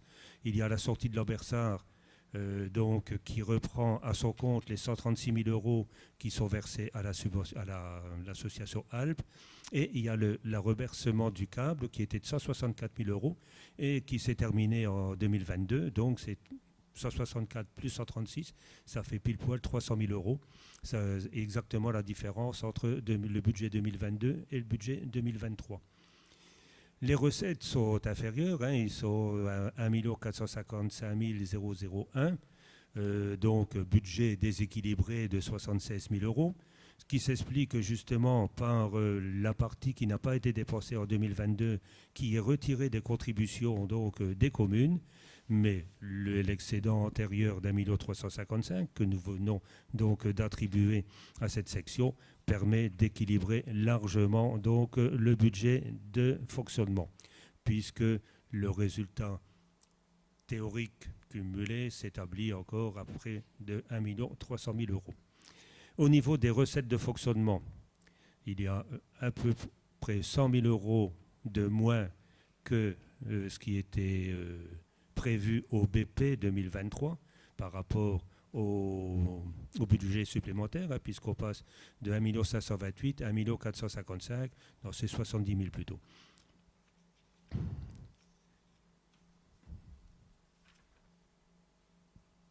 Alors, il faut que j'ai mélangé toutes mes feuilles, mais attendez, ça va revenir.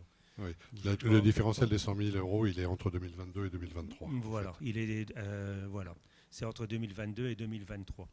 La baisse des contributions est compensée pour le moment par la sortie de Comines et l'Ambersart, il y a 320 000 euros, donc qui sont compensés par 235 000 euros d'indemnités versées par l'Ambersart, et également une augmentation de la facturation d'urbanisme pour l'Ambersart, puisque l'Ambersart va passer maintenant dans les communes extérieures au CIVOM, et donc il n'aura plus le même tarif que ce qui est établi actuellement.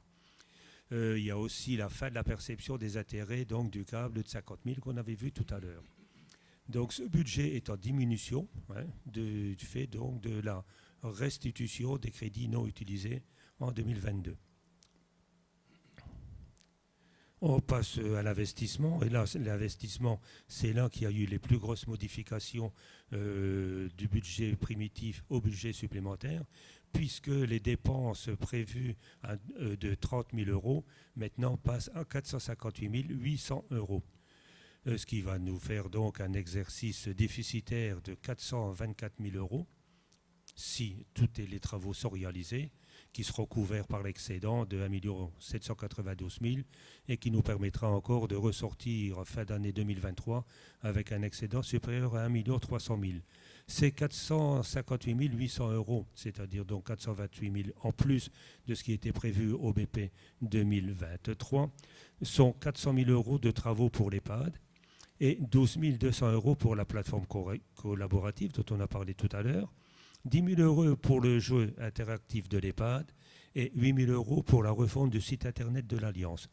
Les travaux de l'EHPAD, ce seront essentiellement donc la finition donc, de l'isolation par les fenêtres, le changement des menuiseries, des fenêtres, mais aussi des travaux sur les espaces extérieurs. Il y a un projet de revoir un peu donc les jardins de manière à réaliser une plateforme de promenade pour les résidents de l'EHPAD et faire ça par un paysager. Donc on verra un peu ce que ça donne. Au niveau du SSI, du service, non, du service sécurité incendie, hein, qui a été donc réalisé donc sur 2022 pour un peu plus de 300 000 euros. Nous allons donc voter une subvention de 150 000 euros pour compenser donc un peu ces frais qui ont été payés entièrement par l'EHPAD. Je ne vois rien de plus à ajouter donc à ces modifications qui ne sont pas neutres, mais qui sont nécessaires pour l'entretien de nos bâtiments. Oui, merci Michel. Et qui sont conformes à nos engagements. Pour rappel, ça répond à votre question, monsieur, tout à l'heure, concernant le report. Et c'est la continuité de l'engagement à cet effet de non-réalisation pendant des années. Et on essaie de rattraper un peu le temps perdu sous différentes formes. Soit c'est des travaux purs, fenêtres, etc., qui nous concernent directement. Les SSI nous concernent aussi. On a fait un partage, en réalité, de montant entre ce qui nous engage comme propriétaire d'un bâtiment et puis ce qui est spécifique à l'activité. Donc tout ça, vous vous souvenez aussi, pour l'avoir expliqué, on amène ça en budget supplémentaire dans la mesure où nous ne pouvons pas sortir, quand on sort le budget initial, d'exercice déficitaire. Ça n'est pas autorisé. Donc on attend le compte d'administration qui nous redonne les reports à nouveau et sur lequel on peut aller chercher. Donc c'est pour ça qu'il y a ce décalage et que ça arrive ici. C'est la procédure telle qu'on l'a bâtie, mais ça ne change rien à nos intentions. Des commentaires particuliers ? Oui. Oui, s'il vous plaît, une question Oui, concernant le budget d'ajustement en 2023. Les subventions d'équipement versées autres communes, ça correspond à quoi, s'il vous plaît? Pour une somme de 150 000 euros. C'est ce que je viens de vous dire, c'est les 150 000 euros de l'EHPAD pour compenser les travaux du service incendie. Comme on ne peut pas le faire directement, on le passe par une subvention pour abonder à ce compte-là. C'est pour ça que c'est une ligne qui n'apparaît pas habituellement et qui apparaît ici. S'il n'y a pas d'autres remarques, on passe au vote. Qui vote contre? Qui s'abstient? Unanimité, merci beaucoup. Nous passons au rapport numéro 6, qui est la subvention au comité des œuvres sociales du CIVOM. Donc ça, c'est une petite somme qui est votée tous les ans, hein. Elle est calculée sur le montant des salaires bruts. Et la subvention 2023 calculée s'élève à 7 327 € et 94 centimes. Rien de particulier là-dessus, c'est du réglementaire, donc pas de remarques, j'imagine. Qui vote contre? S'abstient? Unanimité, merci beaucoup. Rapport numéro 7, tarif des prestations aux communes extérieures pour l'instruction des autorisations d'urbanisme.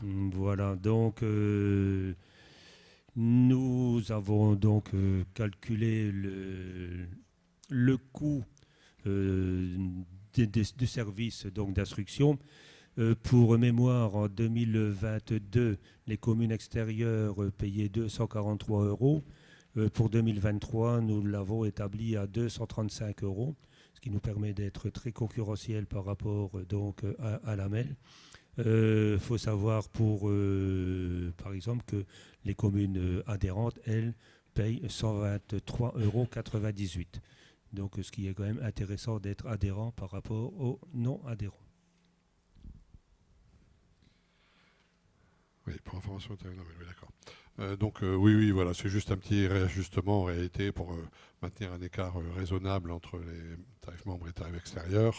Voilà, c'est tout.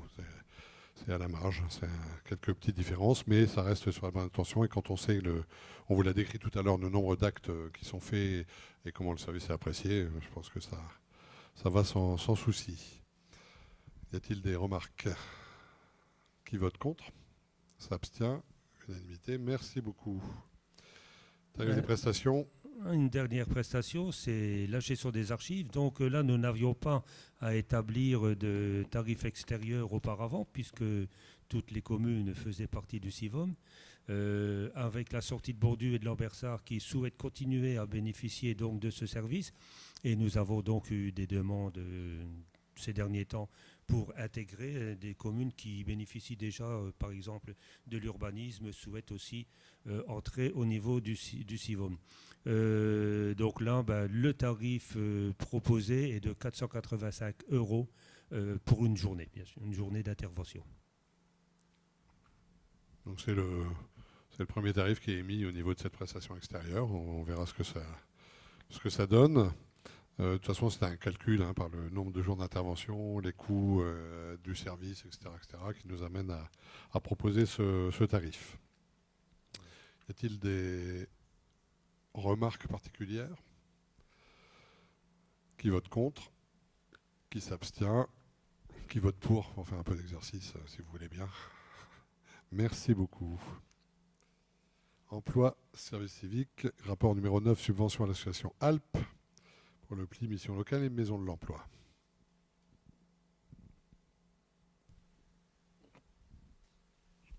Merci. Alors, pour cette année, il est proposé donc à chaque fois pour les 3 dispositifs le pli, une subvention de 143 522,96 €.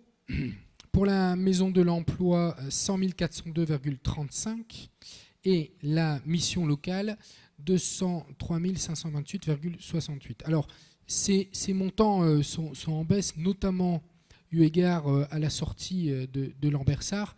Néanmoins, il nous a été confirmé que la ville de Lambersart viendrait verser cette différence en direct, d'accord, à l'association Alpes. Donc voilà, tout à l'heure dans le rapport d'activité, on a vu toutes les diligences effectuées par cette association dans le cadre des 3 dispositifs. Oui, de toute façon, les subventions n'ont pas changé, c'est le même calcul. Il y en a une ou deux qui sont forfaitaires et une qui est en fonction du nombre d'habitants sur un ratio qui est donné. Donc pas de surprise particulière à ce titre. Y a-t-il des questions? Qui vote contre? Qui s'abstient? Unanimité, merci beaucoup. Ressources humaines, affaires générales. Rapport numéro 10. Modification des délégations d'attribution au président. Passation des conventions. En réalité, c'est passation des conventions pour la prestation archive aux communes extérieures. Comme on mène une nouvelle prestation, on propose un nouveau service. Il faut évidemment faire des modifications afin que vous me laissiez signer ce que l'on peut construire avec ces communes associées autour de la prestation d'archives. Il est donc proposé d'ajouter la délégation suivante: prendre toute décision concernant la passation et l'exécution des conventions de prestation de services portant sur l'aide à la gestion des archives pour le compte des communes non adhérentes au CIVOM. Voilà, rien de plus et rien de moins. On avance techniquement sur le sujet. Des remarques? Il n'y en a pas. Qui vote pour? J'essaie de vous prendre un peu unanimité. Merci beaucoup. Rapport 11. Signature de la convention d'adhésion au programme VIF. On vous l'a présenté tout à l'heure. Il s'agit d'un programme évoqué plus haut dans le cadre du travail sur le 3e âge, 4e âge. Cette délibération permettra la signature de la convention. C'est toujours juste un acte administratif. Vous me permettez de signer cette convention. Il n'y a pas de remarque. Qui vote contre? Qui s'abstient? Merci beaucoup de cette unanimité. Rapport numéro 12. Recrutement d'un contractuel pour accroissement temporaire d'activité. Ça concerne le poste d'un archiviste. En réalité, c'est dans les 2 personnes qui s'occupent des archives chez nous, il y a une personne qui est fonctionnaire et une personne qui est sous contrat. Donc pour pouvoir renouveler son contrat, on passe par cette contractualisation pour accroissement temporaire. On verra dans le temps comment les choses se posent et si on peut pérenniser ce poste, bien évidemment, c'est plutôt notre orientation générale. Y a-t-il des remarques ou des questions? Pas plus. Qui vote contre? Qui s'abstient? Unanimité. Merci beaucoup. Rapport numéro 13. Prime médecin coordonnateur. Si vous vous souvenez, on en a parlé fin d'année 2022 et nous étions convenus par délibération de verser cette prime médecin coordonnateur si elle était financée par l'ARS. Nous avons eu depuis la réponse positive de l'ARS. Et on vous propose donc d'adopter la prime sur laquelle vous étiez déjà positionné. Donc je ne pense pas qu'elle pose de questions particulières. S'il n'y a pas de questions particulières, qui vote pour? Ça confirmera vos décisions antérieures. Merci beaucoup. Rapport 14, modification de la durée de service d'un emploi à temps non complet. Toujours concernant l'EHPAD. Après étude, l'ARS qui finançait des médecins coordonnateurs en EHPAD à hauteur de 0,5 ETP, après réflexion et conversation, s'est dit qu'il pourrait aller jusqu'à 0,6 ETP. C'est plutôt une bonne chose, évidemment, pour la présence de ces médecins dans nos établissements. Nous avions pris antérieurement la décision, nous, considérant que 0,5 était quand même très faible, de pallier à 0,1%. C'est-à-dire que notre médecin chez nous était à 0,6 déjà. L'ARS abondant à 0,6%, on vous propose d'aller à 0,7, c'est-à-dire de donner un tout petit peu plus d'espace-temps à ce médecin pour œuvrer, sans que, pour le coup, ça nous coûte 1 €, puisque la différence est prise par l'ARS. Si vous êtes d'accord avec cette orientation, s'il y a des remarques ou des questions, pas particulièrement, qui est pour? Merci beaucoup. Elisabeth, rapport numéro 15, subvention à l'association CLIC. Alors, il vous est proposé donc de verser une subvention d'un montant de 11 048 €, soit 0,20 € par habitant.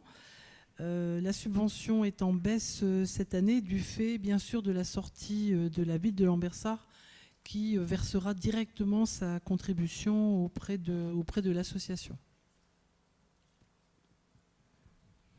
Y a-t-il des questions particulières? Informations commentaires? Il n'y en a pas. Nous passons donc au vote. Qui s'abstient? Qui vote contre? Unanimité. Merci beaucoup. Moi, j'essaie de varier les plaisirs. Il y en a 22, donc il faut que rapport numéro 16, tarif d'hébergement de Delphos. C'est assez important. Alors, l'arrêté du 23 décembre 2022 prévoit une augmentation maximale des tarifs de 5,14% contre 1,97% en 2022. Donc, nous vous proposons d'appliquer cette augmentation de 5,14% sur les tarifs d'hébergement de l'EHPAD. Donc, vous avez dans votre rapport les différents tarifs qui sont appliqués. Et en fait, comme vous le savez, ils varient en fonction de la date d'entrée des résidents. À savoir que ces tarifs sont toujours concurrentiels par rapport aux tarifs qui sont impactés dans les autres EHPAD du territoire. Merci bien. Oui, de toute façon, on sait bien pourquoi le pourcentage est bien supérieur cette année aux années antérieures. C'est tous les éléments extérieurs, particulièrement énergie, qui nous impactent et qui sont pris en compte par les décideurs concernant ce pourcentage. Et on en est aujourd'hui, cette année, à la 5e année concernant les augmentations. Tu l'as mentionné, 4e. Donc on avait convenu il y a quelques années, avant même qu'on prenne la main, de relever le tarif, je le rappelle, qui était extrêmement décalé vers le bas et qui commençait à poser des problèmes de fonctionnement, de pendant 5 ans relever de 2 € chaque année le tarif. On en est à la 4e année. C'est pour ça que vous avez cette pléiade de tarifs, puisqu'à chaque fois on augmente que pour le tarif antérieur. Donc ça complique un peu la donne et ça se refermera à la fin au fur et à mesure du vieillissement de la population de nos résidents. Et y a-t-il des questions particulières? Pas de remarques? Qui vote contre? Qui s'abstient? Merci beaucoup. Rapport 17, habilitation totale à l'aide sociale.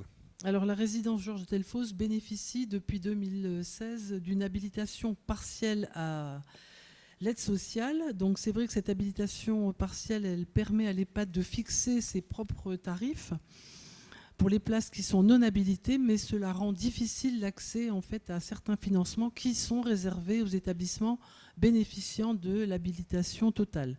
Alors il est vrai que dans ce cadre, les conseillers départementaux ont voté une délibération en date du 21 novembre 2022, permettant ainsi la conclusion d'une convention d'aide sociale avec des établissements bénéficiant de l'habilitation totale, mais tout en permettant de limiter cette aide à un pourcentage de résidents qui sont définis au sein de cette convention. Ainsi, donc, grâce à la signature de cette convention, à l'habilitation totale, cela nous permettra d'obtenir des financements supplémentaires, et néanmoins, l'EHPAD pourra rester sur le même fonctionnement qu'actuellement, c'est-à-dire que nous pourrons réserver des places habilitées qu'à un certain nombre de nos résidents.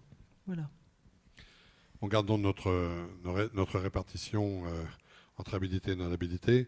Mais je pense que l'idée réelle des conseillers départementaux, c'est de donner accès à l'ensemble des établissements qui ont une partie d'habilitation à des aides et subventions. On était à chaque fois systématiquement bloqués, on n'avait pas d'entrée possible sur un certain nombre de projets.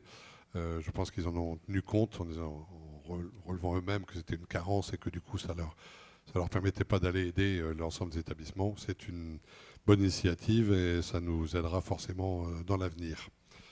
Y a-t-il des questions? Qui vote pour? Unanimité, merci beaucoup. Rapport de 19 18. 18. Je vais avancer plus vite que la... Rapport 18, subvention au comité des œuvres sociales. Alors la subvention donc au COS de l'EHPAD Georges Delfosse correspond à 1,7 du brut annuel des rémunérations des titulaires ainsi que des contractuels de plus de 6 mois dans l'EHPAD. Et pour 2023, cette subvention donc s'élève à 30 576 €. Oui, pas de remarque particulière, c'est strictement ce qu'on a fait tout à l'heure sur l'Alliance elle-même, organe central, et on le fait sur l'EHPAD bien évidemment. S'il n'y a pas de questions, qui vote contre, qui s'abstient, unanimité, merci beaucoup. Bon, comme je le disais donc, tu peux passer à la suivante. Le rapport 19 donc, concerne le compte de gestion 2022 au titre du budget annexe donc, de l'EHPAD. Ce compte de gestion, comme vous le savez, c'est une délibération qui est récurrente, donc n'apporte pas de remarques et est conforme. Donc je vous propose de le voter. Tout à fait, même remarque que tout à l'heure. Aucune remarque particulière au niveau des organismes, donc assez facile à voter. Qui vote contre? Qui s'abstient? Unanimité. Merci beaucoup. Rapport numéro 20, le RRD dont nous parlions tout à l'heure, 2022.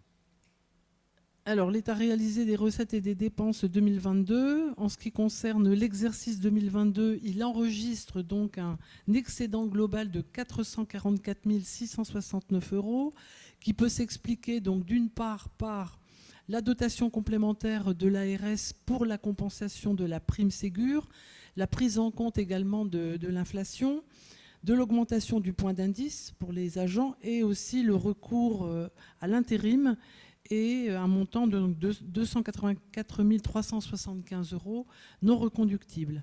Également, une augmentation de la facturation hébergement par rapport à 2021, plus 165 000 €. Alors, au titre des dépenses, le groupe 1, en ce qui concerne le réalisé, de 820 326 €, soit une augmentation des charges de 4 000 € par rapport à 2021.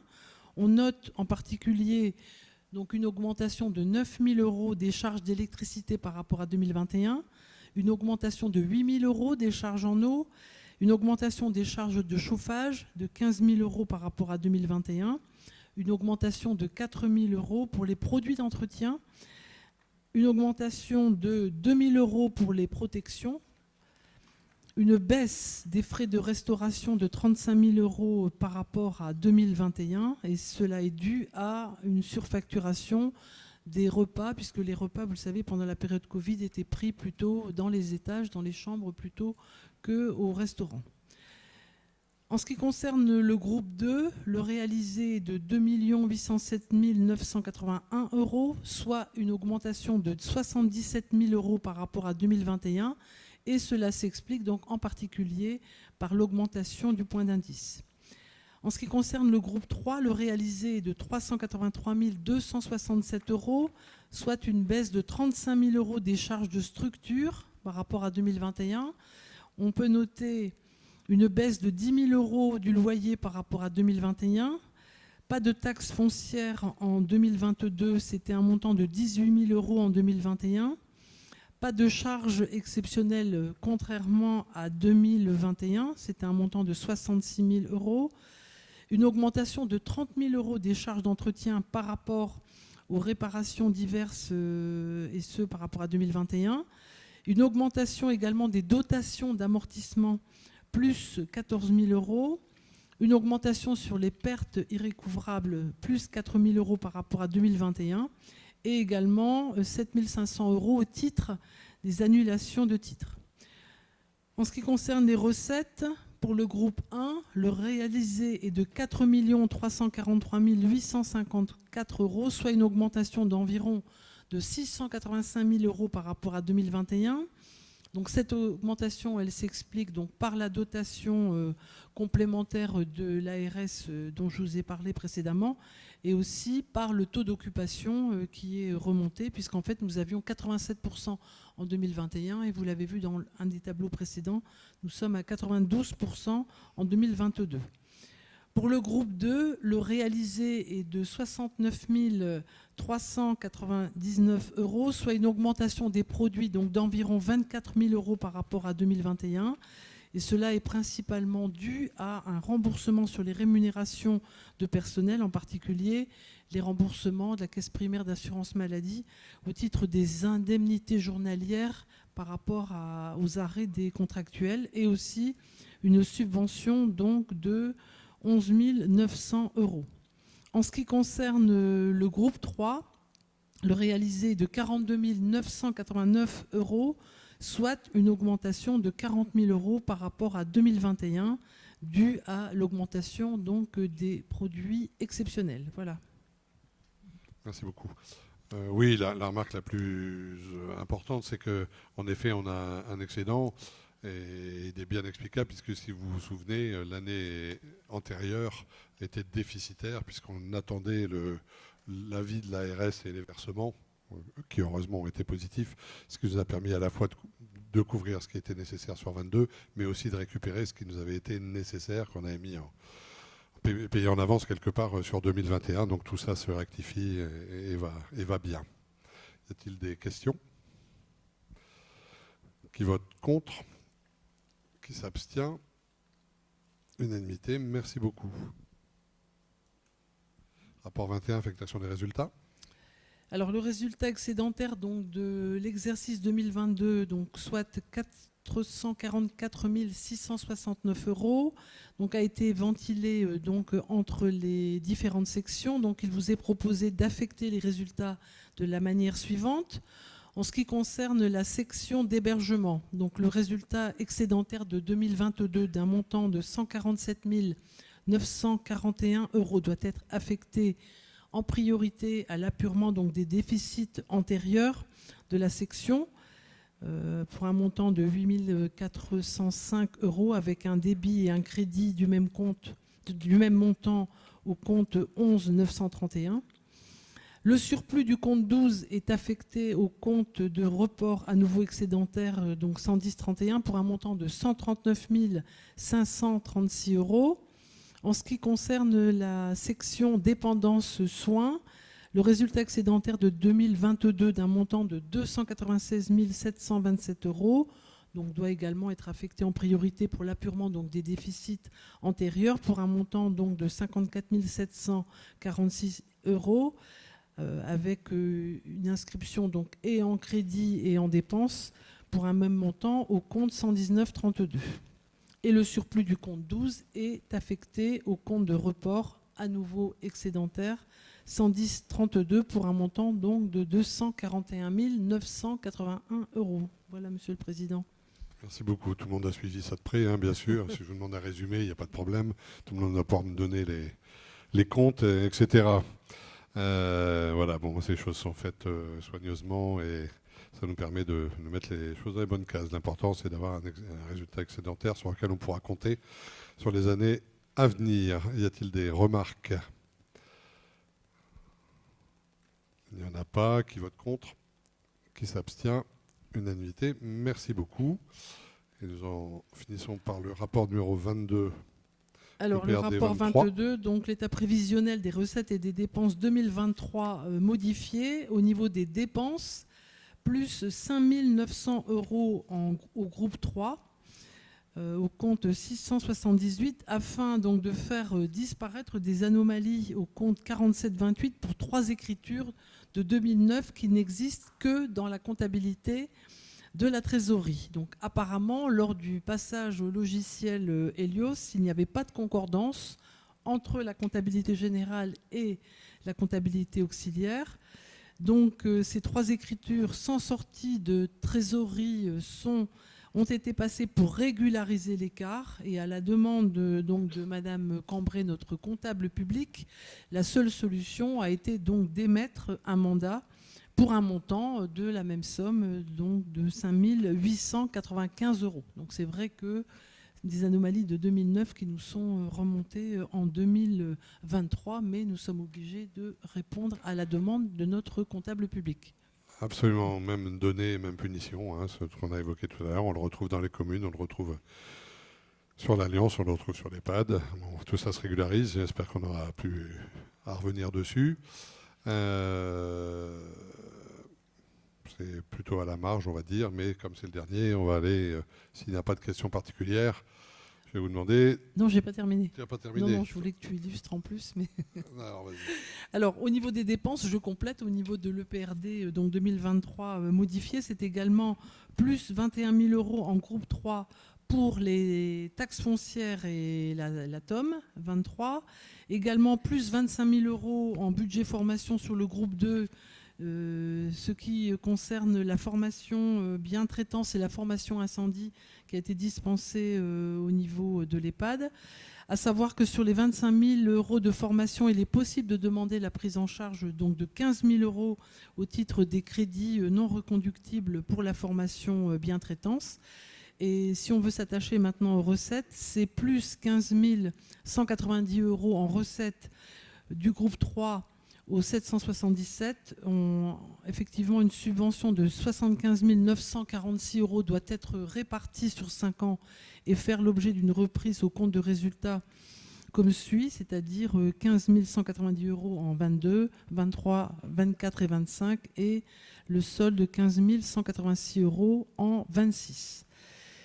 Également, je veux dire, cette EPRD modifiée 2023 tient compte donc du versement de la subvention, tel que on en a parlé tout à l'heure, des 150 000 € par l'Alliance pour les travaux, en particulier du système sécurité incendie au profit donc de l'EHPAD.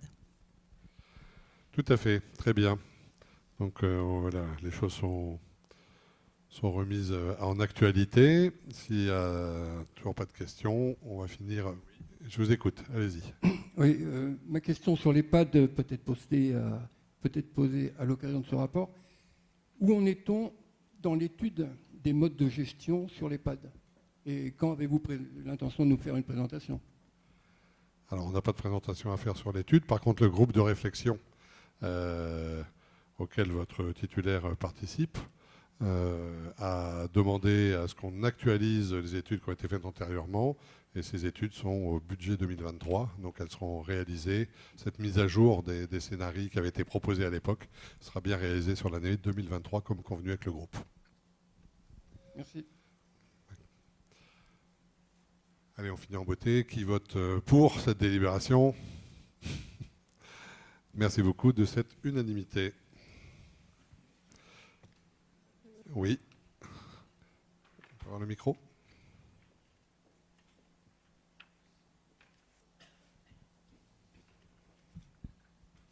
Je vous remercie, Monsieur le Président, Madame la Vice-Présidente, chers amis. Sur le rapport 16, nous avons voté à l'unanimité l'augmentation des tarifs d'hébergement. Ce qui peut se concevoir aujourd'hui au regard de la période très anxiogène sur l'augmentation des fluides et autres. Ce qui ne l'est pas moins, en tant que période anxiogène, c'est aussi cette crise du pouvoir d'achat qui, et on nous l'annonce, s'amplifierait à partir de l'été 2023. Moi, j'ai une proposition à vous faire, si vous en êtes d'accord, c'est de pouvoir isoler sur le compte d'exploitation de l'EHPAD en fin d'année 2023 si les fluides nous ont impacté de façon importante et potentiellement, c'est juste une proposition, si vous en êtes d'accord, de décompenser cette forte hausse de 5,14% sur ce qu'on pourrait prévoir de faire en 2024. Une proposition, je demande à ce qu'elle soit étudiée, même si je ne reviens pas sur l'unanimité qui a soutenu ce rapport 16 à cette heure précise. Tout à fait. J'entends donc cette proposition, en tout cas sur sa partie information. On s'attachera en fin d'exercice de rapprocher des dépenses qui ont été structurelles entre les années 23 et 22. On y regardera. Cependant, je rappelle que le taux d'augmentation, c'est un taux qui nous est donné. Hein. Donc c'est parce que, voilà, c'est un plafond, mais en règle générale, il est plutôt représentatif et jusqu'à maintenant, on était plutôt un peu en difficulté avec le très très très faible taux qui était. Donc on mènera quand même l'étude, mais on en reparlera à ce moment-là pour voir la réalité et cette réindexation qu'on cherche à faire pour pouvoir... Sachez tout de même qu'on veille année après année à benchmarker sur les établissements et qu'on reste aujourd'hui toujours dans la fourchette basse des établissements publics. Je ne parle pas des établissements privés qui sont bien au-delà de nos tarifs. Voilà, j'espère que ça répond à votre demande. S'il n'y a pas d'autres remarques, je vous remercie de votre attention, de votre participation et on se dit à très bientôt. Bonne soirée.